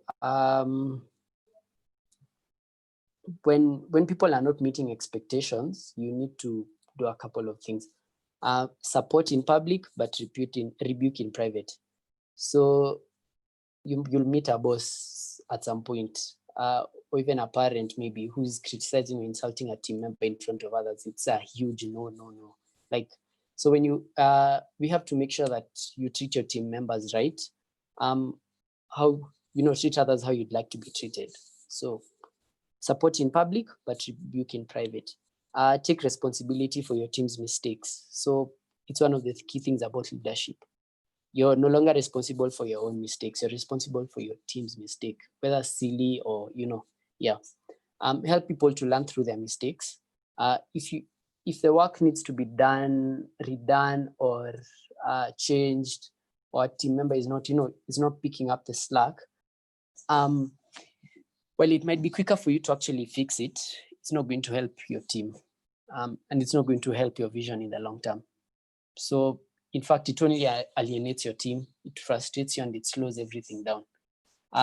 Say it, don't write it. So emails are a great way of communication, but pigia mtu simu. Giving constructive criticism. When you're criticizing someone, you need to follow these steps. Outline the core topic, the facts, what actually happened, how you feel about it, the implications, the contribution. Identify what part you might have played in the way that things were done, or also take ownership. And then evidence of intent. State your firm commitment to the next steps, and then invite your response, or seek their perspective. So team communication. So we are almost done with do, and then we finally go to the review part, which is quite short. So team communication, day-to-day communication, have a WhatsApp group, chat, your care insights. So this is where you actually talk to people nicely and all that. Emails, just for formality. It's good to have systems and procedures, but don't let them come in the way of great work. Meetings, figure out how meetings are going to be run, minutes, and also time management. So this is a template for something like minutes for your meeting. So the location, who came, the agenda, it's quite short. You'll get access to that as well. Project sustainability. So make sure your project is sustainable so that it can survive for the future. So you might not be there, you might hand over to someone. So one, avoid taking too much at the start. Partnerships are key. Work with young people, youth-led organizations, and all these other organizations that are in your space. Create a model program that can easily be replicated. This can be really something difficult to do as a leader. What I mean is that create a program that someone else can actually do to ensure that there's lasting impact. In Kenya, let's say we have I'm approximating, let's say we have 20 million school-going children. You won't be able to support those 20 million school-going children. So come up with something also that someone else can replicate. finally, review. So this is the final part of running your project. It's taking a step back and seeing how it all went well. So you can do this every month or every 3 months, every 6 months. So evaluate your work and learn from it for future projects. So why are reviews important? People who give you money, grants, especially those guys, they want to know how things went. Ability to learn from your mistakes and then adjust your strategies. So the simple process of doing a quick review after each project milestone, it ensures that your idea and any frustrations in your team are openly aired out. But so maybe if your communication within your team wasn't working out and it led to the project not actually meeting the targets, you'll find out at this stage. So how to do it? A review is about considering your regional objectives, finding out what happened, and then learning lessons for the future. So you need to know what you're evaluating. Your objectives, we talked about the objectives at the start, and the indicators to see whether you met your objectives or you didn't. So maybe your project was hoping to run a conference for at least young people, hand selected, and then maybe your target was 50 attendees, but you only got 20. So you'll need to find out why, what happened. So why? So you also need to find out why. So once you know what you're measuring and how you're doing it, you can summarize your results. Think about why you achieved what you did, and then if everything went according to plan, what contributed to your success. So how well you need to figure out how well you articulated your vision. Was the plan widely understood by your team members and your partners? Were there any major risks that emerged that you had not foreseen? Was your budget realistic? So did you raise the money you needed? How was your team structured? Did they perform? And did the experience grow? So yeah, there's so there's something called unanticipated results. So often many of the most exciting results for a project can be unanticipated. So maybe you might be shocked that maybe you are targeting to reach 500 kids from Wasingishu County, but you got to 1,000. So it's actually a good thing. So make sure you evaluate and also consider results that helped you achieve your objectives that were not originally identified. So these are exciting results, but are not related to your original objectives. So next time you might want to actually aim for a repeat experience, or you might want to figure out how you can avoid the bad things that came along also. So Diana told me about talking about building a successful career path. So they're just very simple. So that's, yeah. So it all begins, we're moving swiftly to that. It's all about purpose. So the thing about building a successful career is that, you don't just wake up, you don't live merely just to pay bills. You need to find out what your existence, why you're on this earth, what do you want to achieve? Have a clear vision. While purpose is the reason for your existence, vision is a clear picture of your future. So the best way for you to predict your future is to write it. In 10, 15 years, where do you want to be? Set career goals. Goals are the vehicle that transform our vision actually into reality. Once you know your purpose and you have a clear picture where your future is, then create smart goals for your future career. Fourth thing is develop the skills, knowledge, and attitude and competence. So every career path has a range of critical success factors. There are certain skills you need. Go to, find out what these skills you need. Go to Coursera, do all those courses. If you come from a privileged family, ask your parents to pay for you to actually get the certificate. Save yourself also. So maybe you need managing team skills. You need to gain those skills. And your attitude is quite important. Have career mentors. Find out who actually in your field can mentor you. You need someone to work with you, and show this person that your intent is for them to actually guide you to a certain level. My mentors have actually opened for me so many doors. There are certain rooms, there are certain tables I've sat on, and it's actually through my mentors. Someone who I reached out to, I just sent a cold email, friendly, and I was just like, yeah, I'd like you to walk with me through this journey. And they are more than willing. You'll find more than willing people. Then finally, another thing is build professional networks.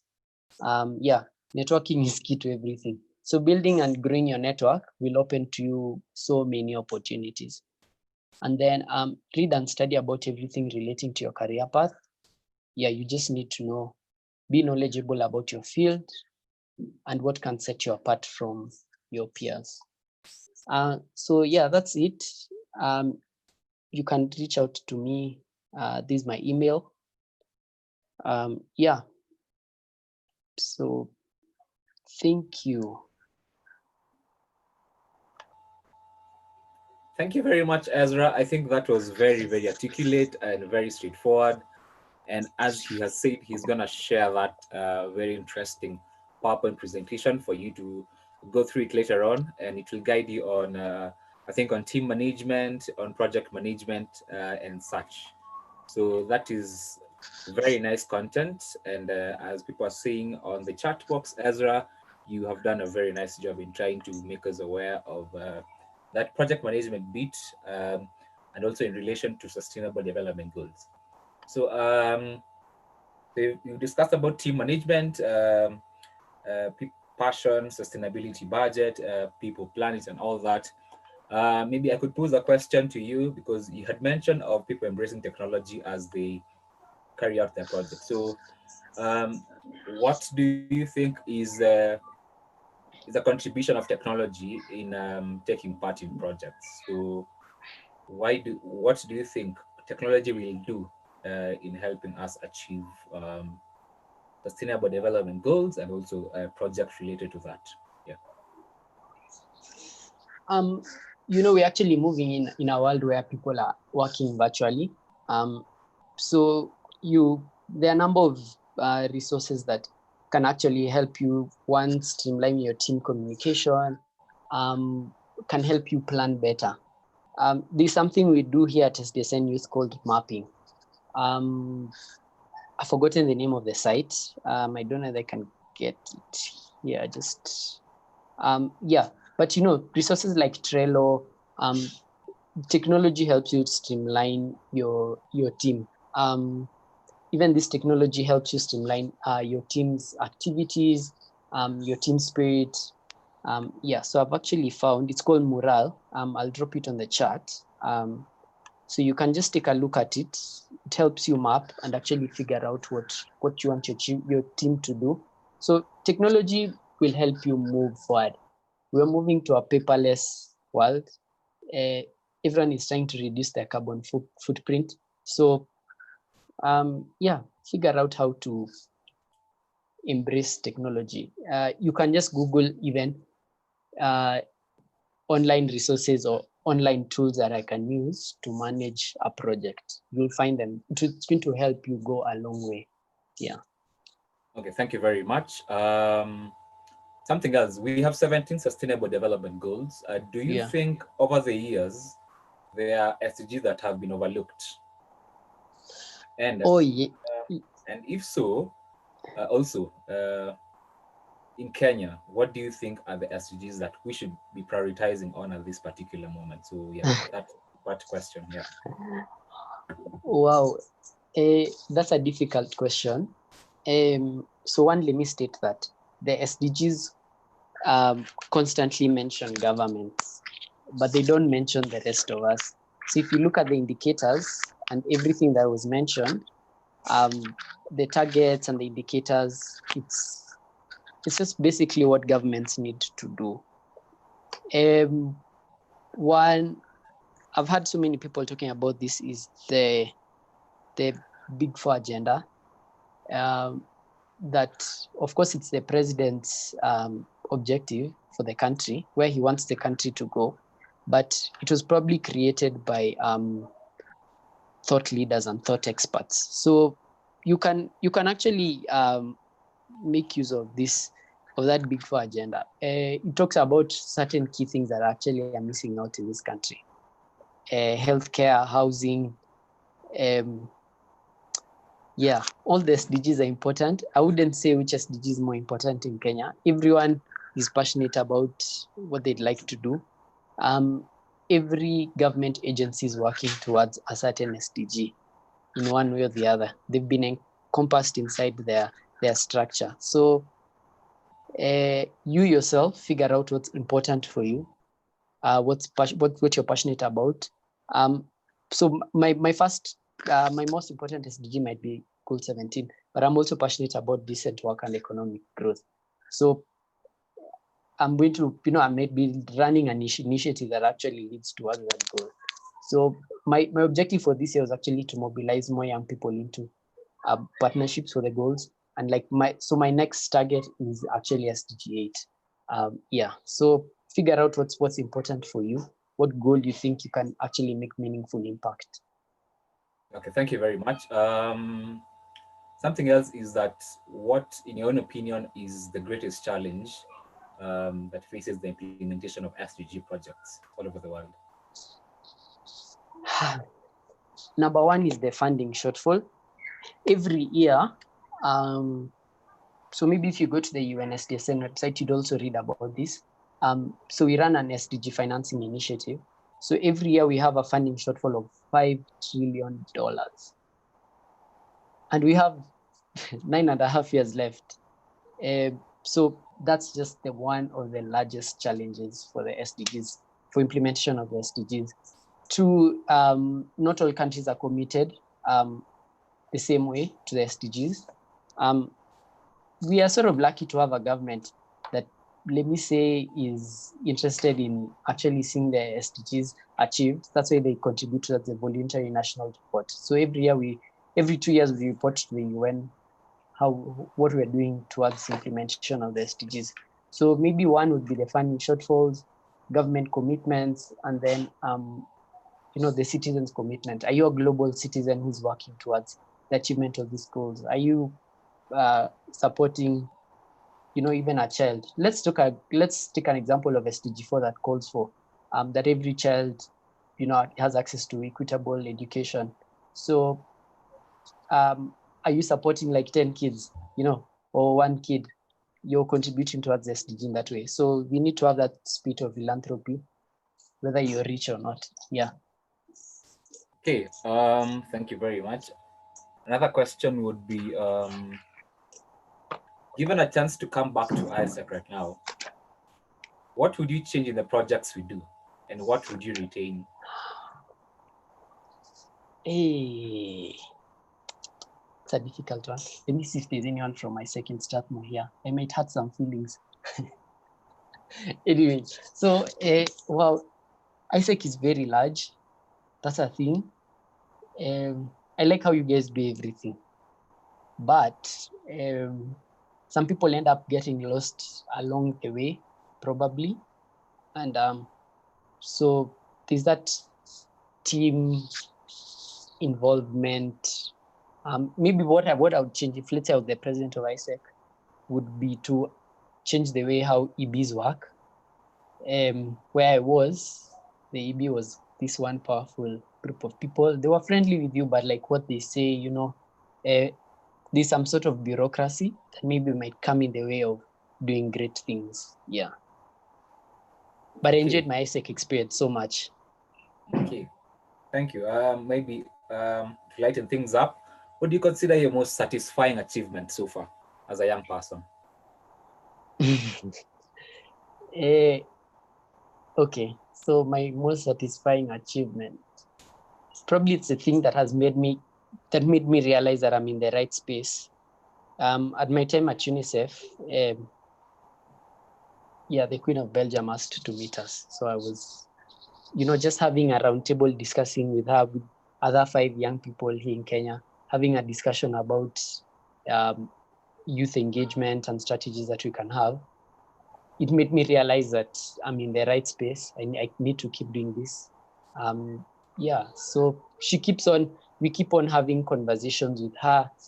We're having a webinar with her next month. So I think that was my most satisfying achievement. Okay, I think some of us should stay in our lanes, but anyway, Maria Teresa, you can open your mic and ask a question, please. Hi, Ezra. Hi. Hello, hi Ezra. Hi. Yeah, I can hear you. So my question is, what do you think? Because you've been in AIESEC and you do a lot of SDG work. What do you think AIESEC can do in reference to pushing for SDGs and even just supporting other people who are doing projects in reference to SDGs?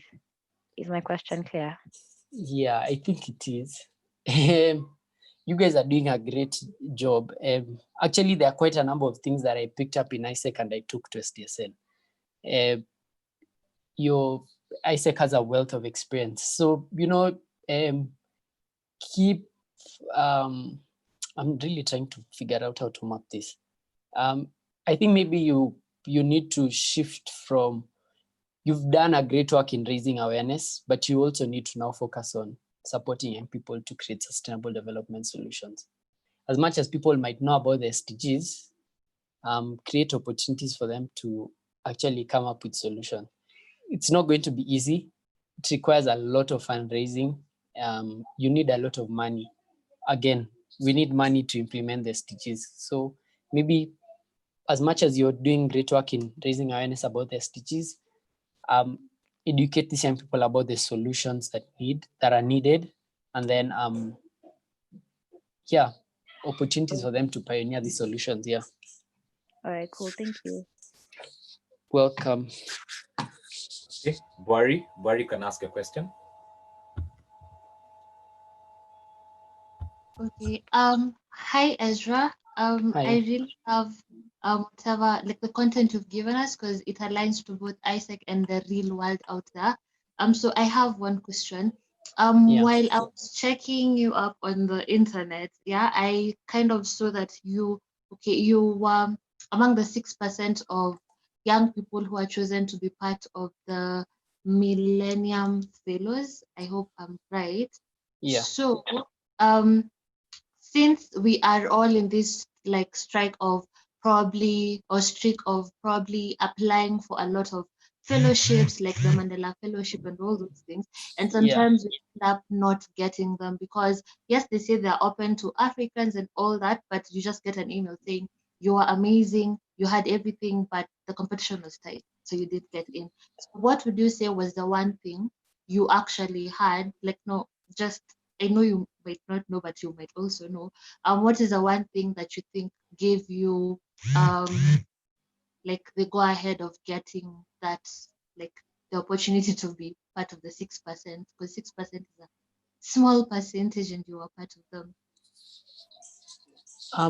Okay, so first let me tell you, I have taken so many L's. Hey, there are so many opportunities I've also been denied. Rejection emails, it's like part of my life. Every year I know I get like 10. So basically, you need to check your project first, go through it intensely. Maybe this guide can contribute in one way. But the key thing is your project smart? That's one thing they're going to check.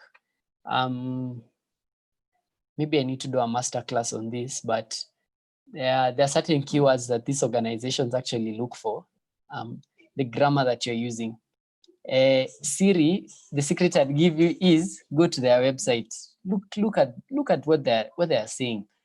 Read their articles. Look at what their key leaders are talking about, and try to align it with your project.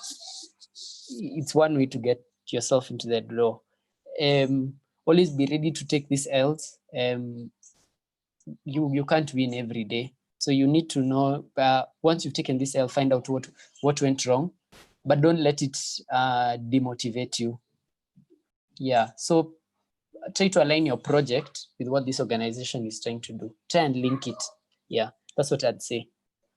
Okay, thank you. I've gotten one last question. So Yeah. someone is asking on a lighter note for your status.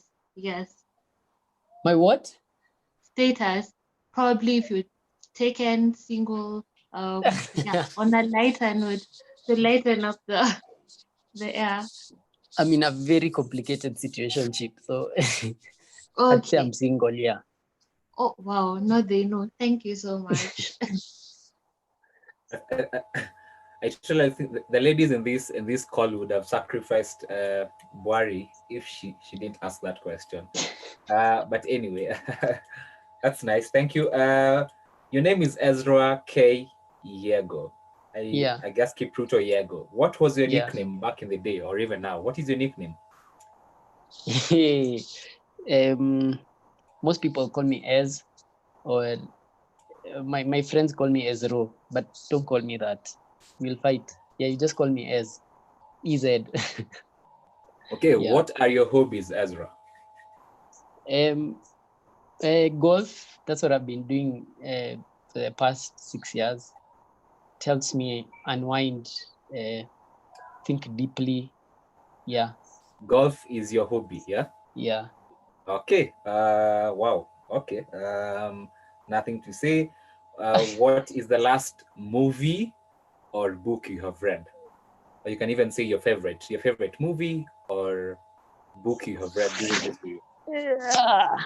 Let me actually just get it.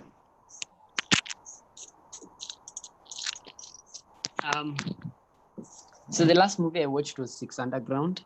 The last book I read is the Greats on Leadership. So it's a book by it just talks about leadership. So a classical wisdom from people like Lincoln, so many Chinese leaders. Yeah. So some people don't like self-help books, but me, I like them. Yeah. Okay, and lastly, Ezra, before we let you go, is what inspires your undertakings in life?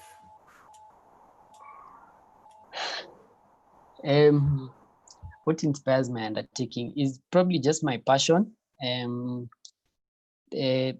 extremely passionate about helping young people, engaging with people, contributing towards a better world, enjoying, just prosperity of the world.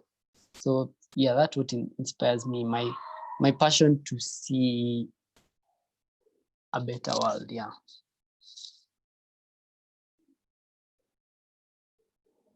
Okay. I've seen someone saying golf is with horse riding. Thank you very much, Ezra. I think that was one of the most amazing spaces we've had. And we thank you very much for sparing your time and sharing with us. And I'm sure the person who won Kahoot is going to receive something from you, if I'm not wrong. Yeah, they already did actually. Ah, really? Oh, that's nice. That was very fast. No time to waste. Anyway, thank you very much, Ezra. You can stick around for the next session, or you're free to leave if you have something else to do. Sawa. Thank you very much. Yeah, thank you. You can follow me on Instagram and Twitter. Ezra Keyego. That's it. Yeah. Okay. Thanks, guys. Yeah. Thanks for having me. Okay. Thank you very much. Guys, so we come to another break. Bwari, you're gonna lead this session. So I'm gonna present my screen again for our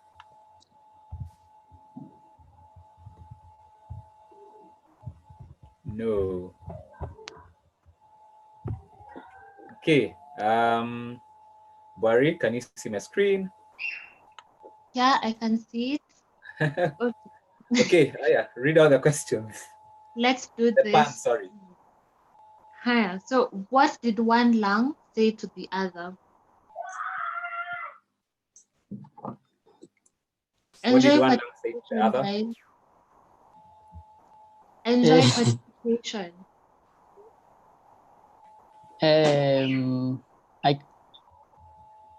Can we breathe? I don't know. Yeah. Can we breathe? Wow, Ezra, wow. Okay, can we breathe? Okay. Someone else, Maureen says, you take my breath away. Sandra says, we belong together. Shaxi says, I can't breathe. Hillary says, I can't breathe. Elsie says, breathe. Okay, so Okay. I guess it's good for I us. think I can't. I don't know. I can't breathe. I don't know. I guess most of you are right, but based on what I heard, the person who said we belong together is incorrect. You have the Yes. bragging rights. Who is it? Let me check again. Oh, okay. We belong together was Sandra. Okay, Sandra it is. Sandra with the bragging rights for that one. Next, what is every soccer player's favorite beverage? What is every soccer player's favorite beverage? The person who gets this one. So Terry says Gatorade. Okay, wow. Hilary says Nescafe. Okay. Nescafe. Wow, really, Hila? Nescafe. Shaxi says I give up. Oh, give up on this one. Okay, guys. Sandra says soccer punch. Wow. Frank says champagne. Champagne. Whoa. Anyone else before I give it out? Hakuna mtu anataka bragging rights za hii? Okay, I'll take it. Hilary says Heineken. Ricky says cup of cola. Daisy says water. I'm Steve very happy. says Lucozade. Wow. I'll go ahead and give the answer. That is the answer.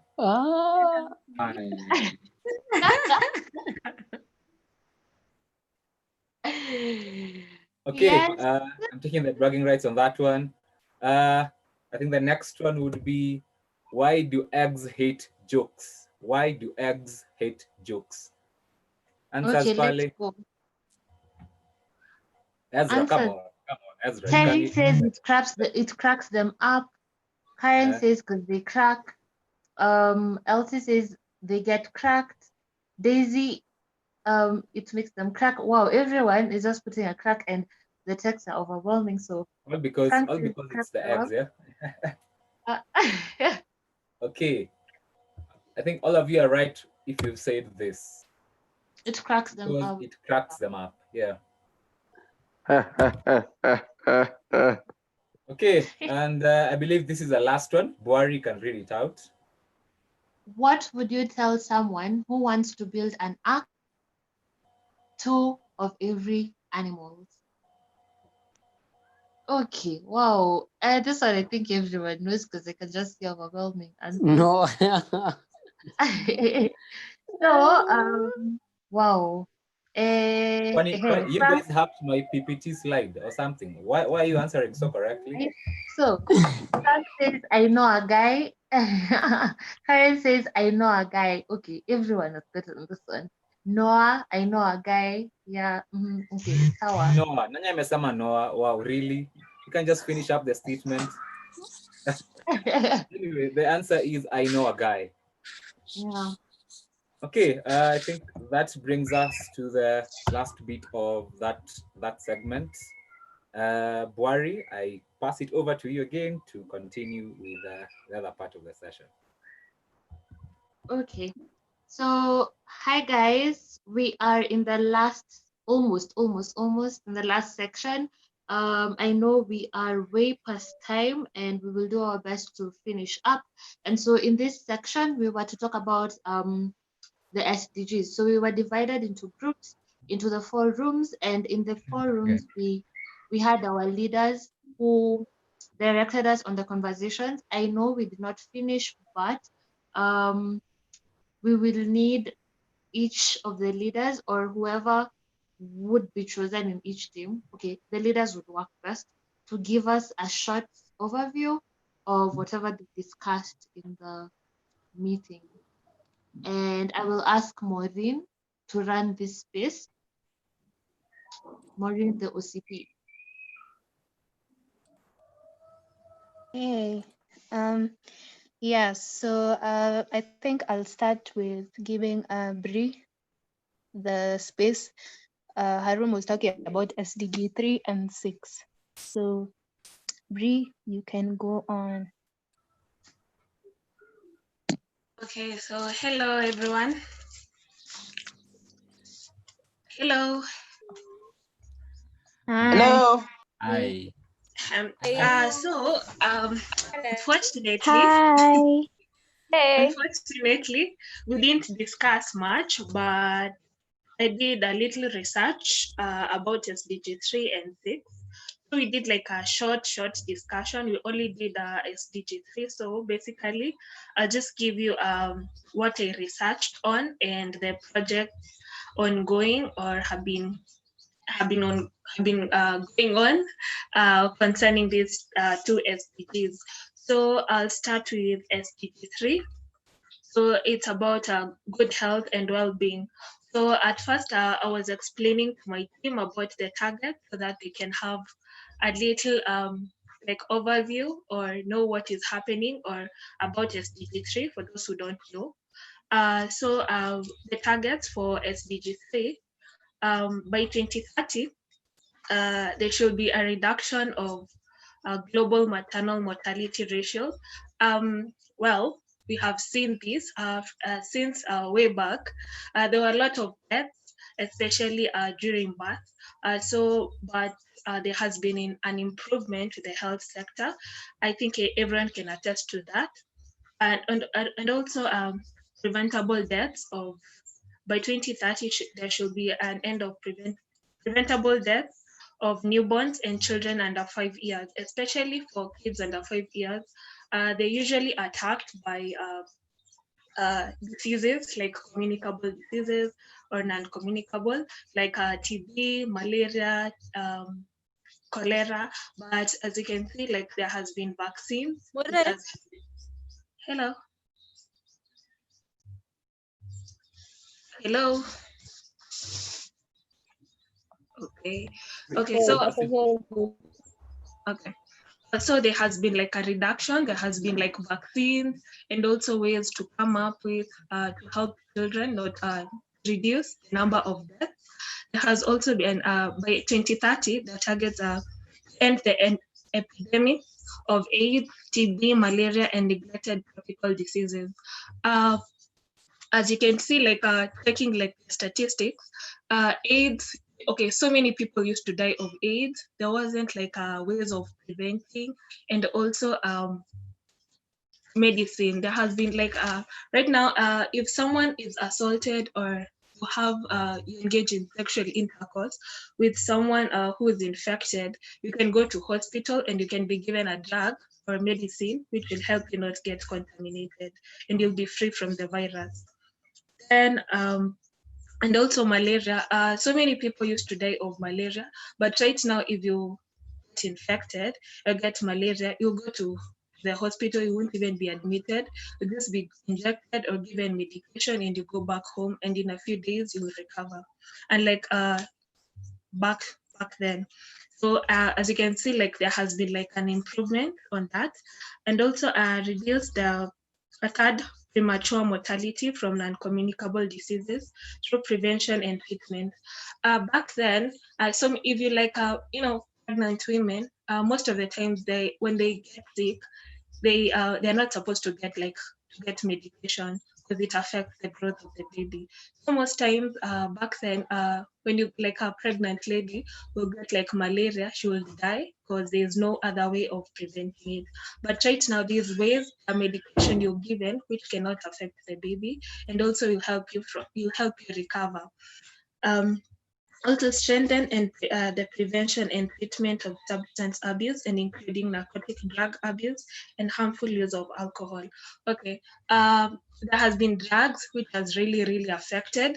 So there has been like foundations or organizations which has helped like reduce the drug abuse. Some has been banned, well, there are some which are still, going on, but there has been a great reduction with how these drugs used to affect people and kill people.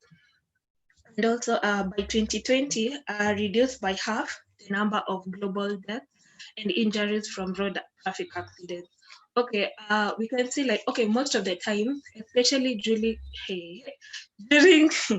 the festive season, like December, there's usually a lot of traffic accidents, but right now they have reduced because of good roads. There's also at least it's better off than back. There are good ways of transport, good vehicles, and good rules, strict rules to prevent this from happening. And also ensure access to sexual and reproductive health care services, including family planning information and education. Okay, right now, even if you don't have enough finances, there's this project for Linda Mama. So even if you're pregnant right now and you maybe have complications with your pregnancy or giving birth, you can deliver your baby well at a very cheap cost or free. So in government facilities or hospitals, there's Linda Mama. So for a pregnant lady, and they don't have enough finances, they can go there and deliver their baby. They'll just only pay 100 shillings for the registration to get that card, and maybe just buy a few equipment like cotton wool, a few things for them. But unlike back in the day, it was only this only happened in the private hospitals, which is very expensive. But now there's a great improvement. There's a reduction of deaths. People can be able to access healthcare facilities. There's also family planning. There's a lot of information about it, and also when you go to the government facilities, you can get this information about family planning, or you want to get them, or how to have it installed in you. So you get it at a cheap cost, which is standardized, it's 100 shillings just for registration, which I think it is a great improvement. So people are able to plan themselves. You can check back then, our grandparents used to have a lot of kids, 10 kids, 12. But right now, you can just budget yourself and say, I want a family of those 2 kids, and that's it.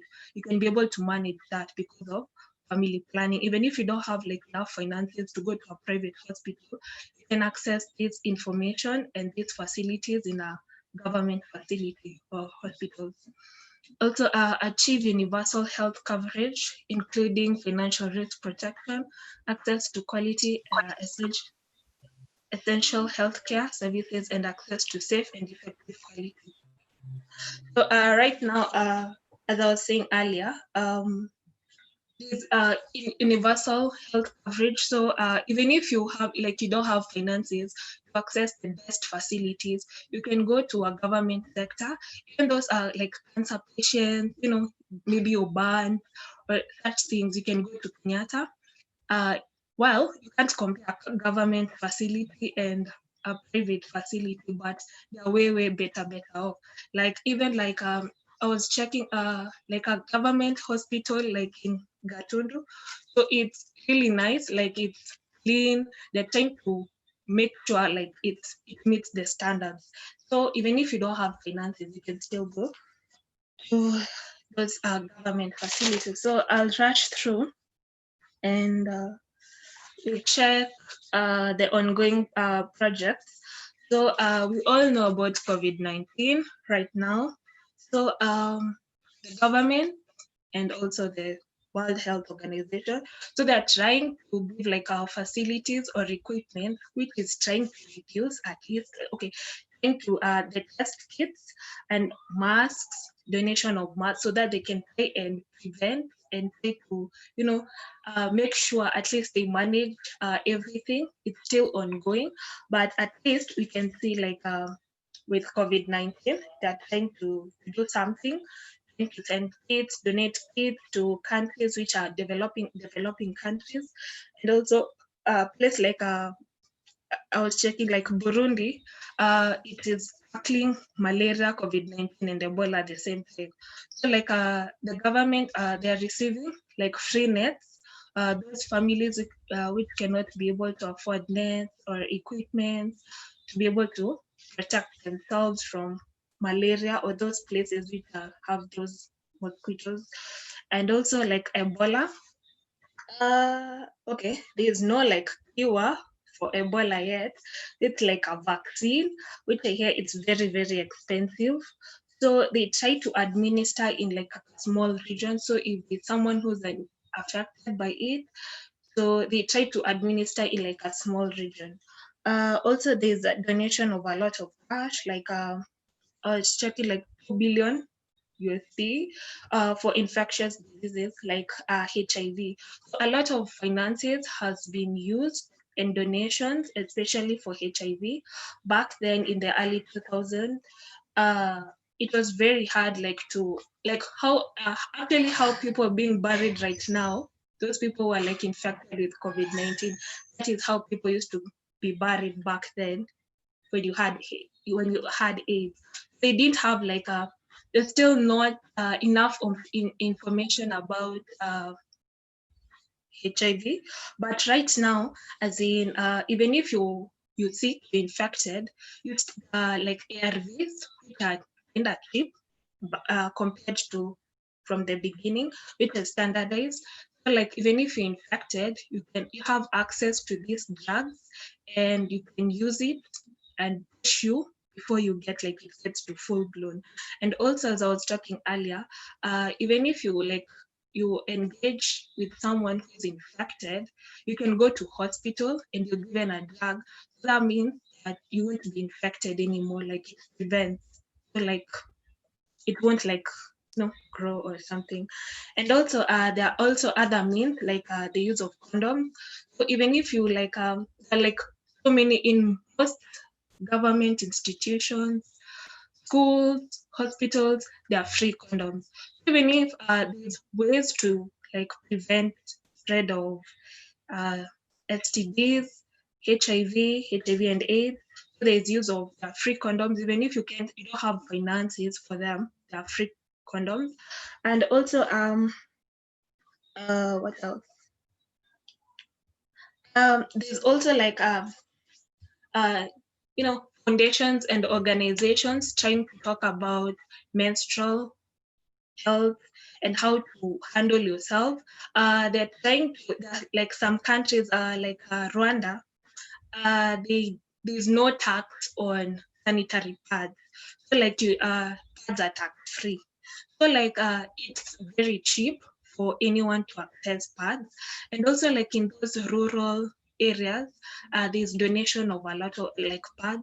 So like back then you were seeing how people used to, during the menstrual health period, like people don't know how to manage it because accessing pads is very costly. But right now there's a donation of pads. Like in high schools, it's usually this thing of this. Even if you're a girl and you don't have pads, you can go to your teacher or something, but they have like a lot of pads because they are donated for. So like there has been like a great improvement, especially with this. And yeah, so and also like with my group, so we were starting like discussion. Also like the use of NHIF and insurance. Right now, using insurance and NHIF, they can have like a medical history and also a way of paying for your medical health. So even if you don't have like finances, even if you don't like have finances, you can be able to, there's a way you can pay, get medical health, and also there's a follow-up of your medical history. Maybe you're being given a certain drug and it doesn't work, so they can know what to do next and how to make it like better and help you improve. And also there's improvement on healthcare. There's nuclear medicine, which helps to detect like diseases. Some diseases like before you actually know, they actually have manifested in you, like stayed there for quite some time. Then by the time you're realizing it, it's like it's really messed up and it requires a lot of finances. So right now there are like ways where you can use like some medicine which you can use, which helps to detect any upcoming diseases in your body. Yeah, so far that's all about SDG 3. So we'll rush through SDG 6. Bree. Yeah. Yeah, because of time. Yeah. I don't know if we'll be able to go through SDG 6 today. Okay. Yeah, but thank you for sharing about SDG 3 and what you're able to talk about. So up next, I'll have Rono on SDG 1 and 2.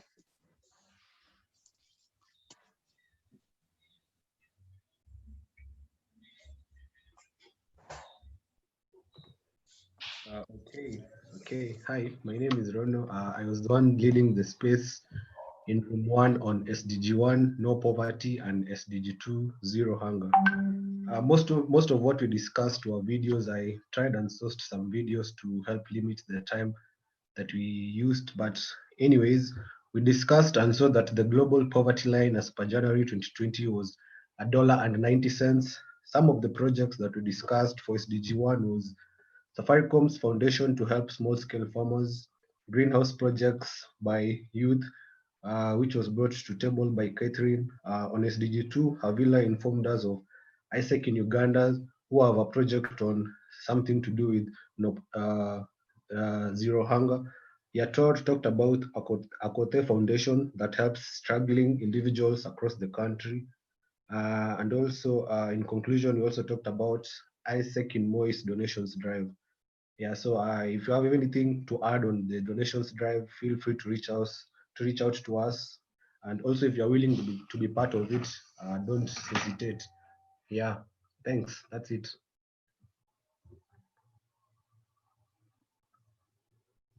Maureen, are you still around? Yes, sorry. Thank you. Wow, that was very summarized. Thanks, Rono. So next up, we'll have Steve talking about SDG 9 and 11. Amazing. So part of the guys, the amazing group that I had, amazing people. We are talking about industry, innovation, and infrastructure. And we discussed that it's crucial for both economic growth and development. And especially at this age where most people are now living in cities, the countries or globally, they need to look for a way, to develop transport, mass transportation. Renewable energy has also become part of it. In Kenya specifically, we looked at, the SGR, the railway freight that has increased, expansion of and modernization of aviation facilities. We also looked at critical infrastructure within, major towns that address growth in population, development of the northern routes, especially in Kenya. We do understand that, South Sudan and Ethiopia there to enable the trade. So Kenya has been trying to develop that route. And some of the challenges that we faced, were inadequate human resources, high cost of infrastructure, inadequate funding for maintenance. That was based on SDG 9. And on SDG 11, that is sustainable cities, we talked about, like making cities and human settlement inclusive for residents, and the construction, especially for the police. We see that in Kenya, the government is trying their level best to construct houses, especially for the police. We've been having the development of national solid waste management strategy, and right now over the country, we see that 7.6 billion has been invested in street lighting, especially for the 24-hour economy system that in some parts of the country has been happening, to increase security. And also the country has also invested in CCTV cameras, which are now in place, especially in Nairobi and some parts of Mombasa. And some of the challenges that we faced in goal 11 in sustainable cities are, high population growth. Everyone are moving from mashambani to town areas, rapid urbanization, and high cost of financing house development. Yeah, that was it from the amazing people. Thank you. Wow, thank you, Steve, for that. Lastly, we'll have Tess to talk about SDG 13, 14, and 15. Tess, the floor is yours.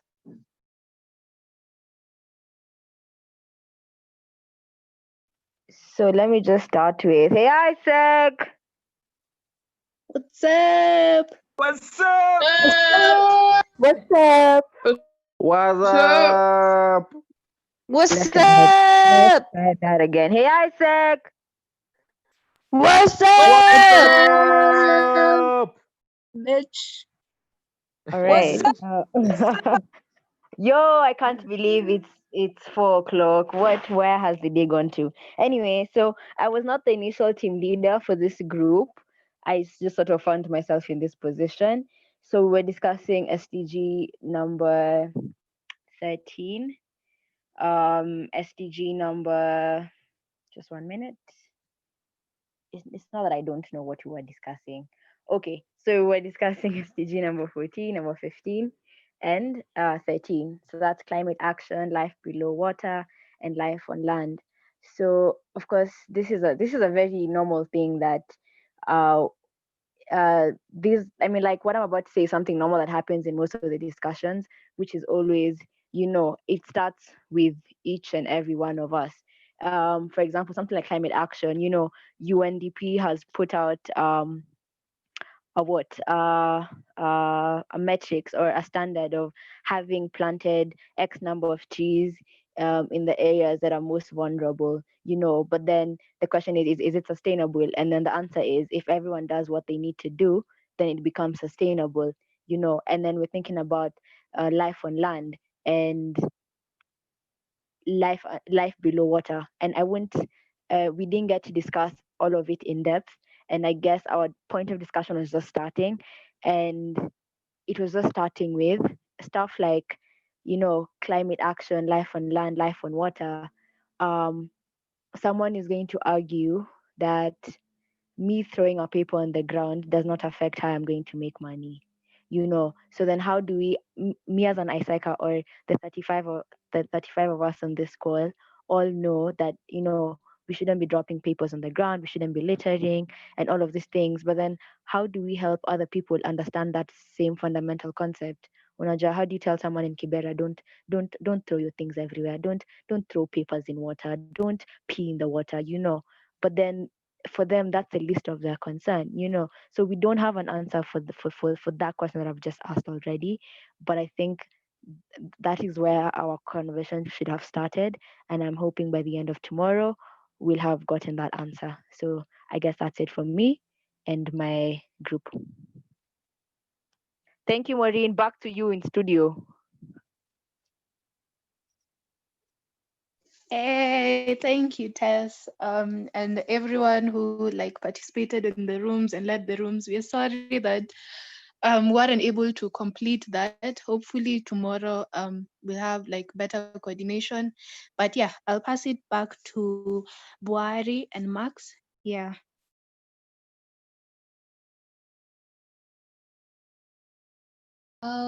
Thank you so much for that session. It just shows how much we can do, just as young people, even without bringing in other people. So we don't have to wait for speakers and summits like this to have such spaces.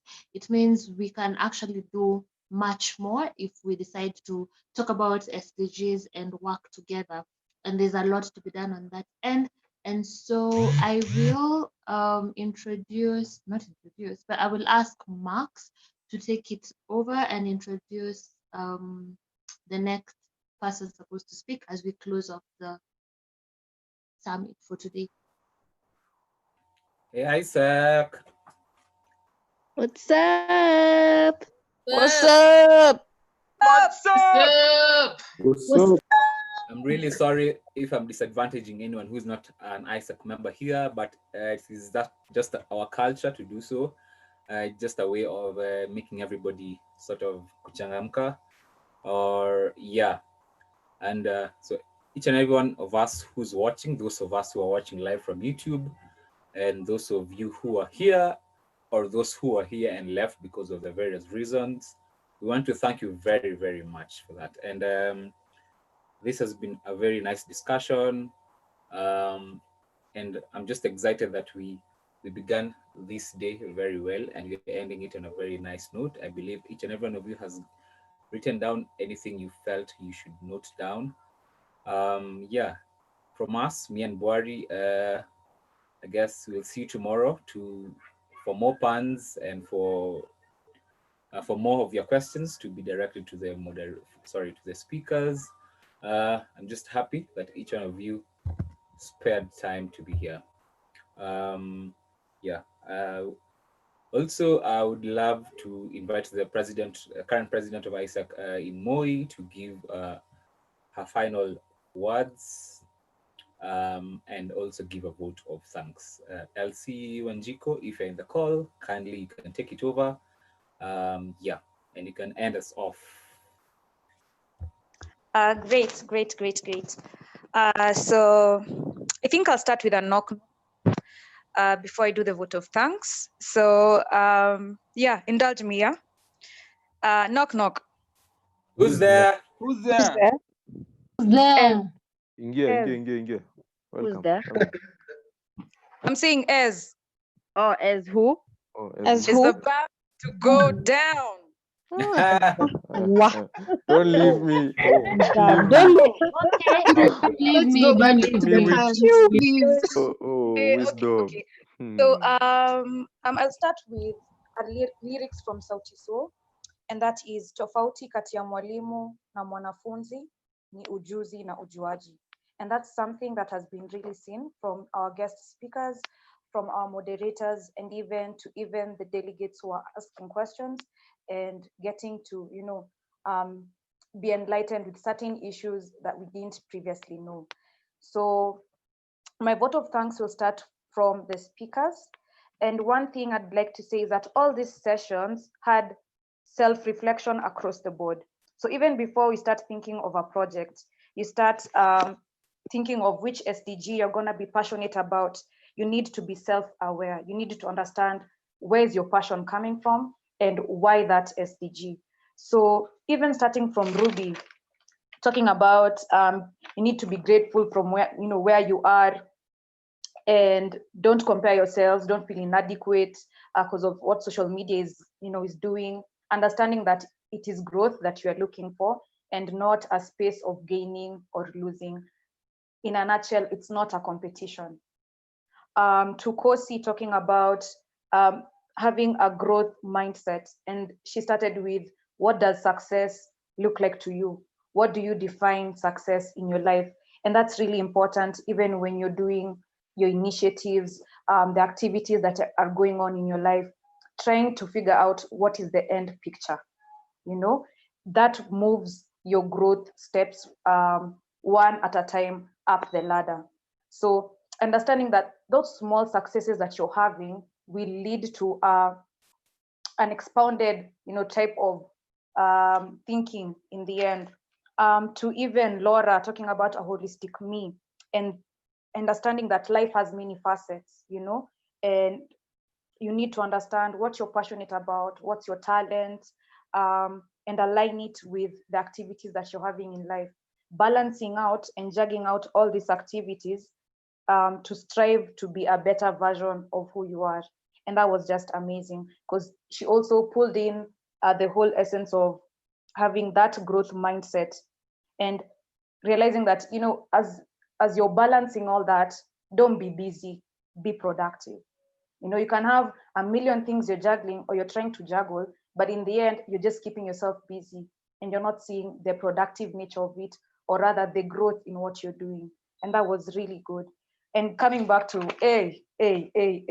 students formidable, Ezra, talking about a project concept, the initiation of you having a project and the various steps down the ladder to ensure that it's a success.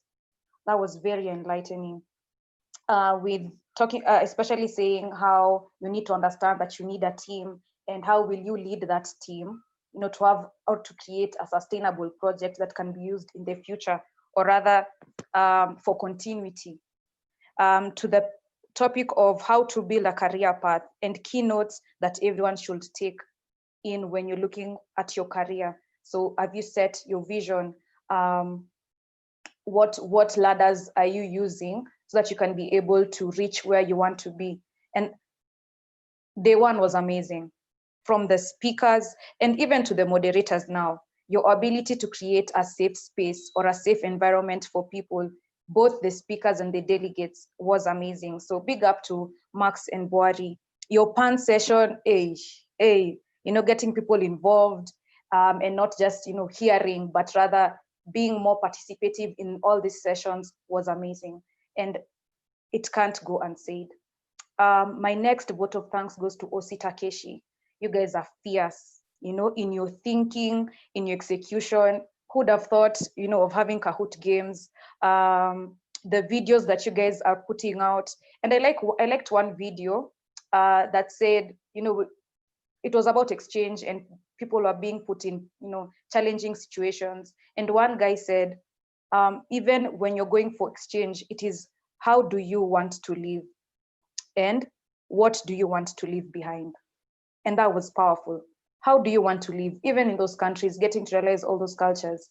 And what do you actually want to leave behind? And that was also the main purpose of this summit. How are we leaving behind, you know, the planet or the world that we've gotten, we've been put into? And that was really amazing. Also, your conversion rate of responding to text, responding to people in the group, that was spot on. My last vote of thanks goes to every delegate, because this summit couldn't have worked without you guys being here. So your presence and your commitment to this summit is amazing. Realizing that, you know, you've given a lot of time for these spaces and making them intentional for you to actually learn and unlearn things. That for me is enough. I can't be more proud about this organization and where it wants to take the youth as I am now. So I think I can finish with one thing, because tomorrow I'll also have a vote of thanks, and that is kudos. Kudos to everyone, kudos to the speakers for the enlightening information that you've given us, to the moderators, to Osi Takeshi. So much can be said, but you know, there's not enough time. To even the delegates. This has been an amazing space for me, and I've learned so much that I didn't know. So maybe I can ask Osi Takeshi to actually release the video or the recording for the first day, so that it can also be used to get people to understand, anyway, you know, this is a very important thing, and get plugged into it. So yeah, I think I'll pass it on back to the moderators. Take it away.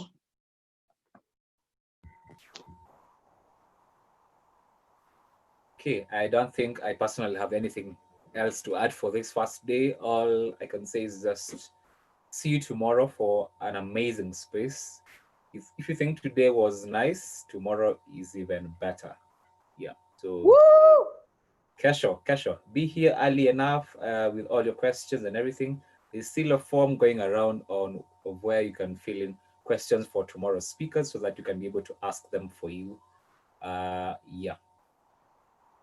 so I think I'm done. Boari, do you have anything to say before we close it up? Maybe I think there will be a form for feedback that will be sent to the group. I think that you guys can feel and tell us what to improve on tomorrow, because tomorrow has to be bigger and better. And I'm really happy everyone took their time to be here with us. It was amazing. I hope it will help you in one way or the other. Thank you. Thank you very much. See you tomorrow for the puns and for the sessions. Bye. Have a great evening, all of you. Yeah. Oh, Waringa has asked me where is my video. I'm sorry, my phone's camera is really pathetic. But tomorrow is gonna be great. When tomorrow you'll buy another camera. No, ndakuwa na simu ingine. Okay. Yeah. I was also asking for a friend. Why you though?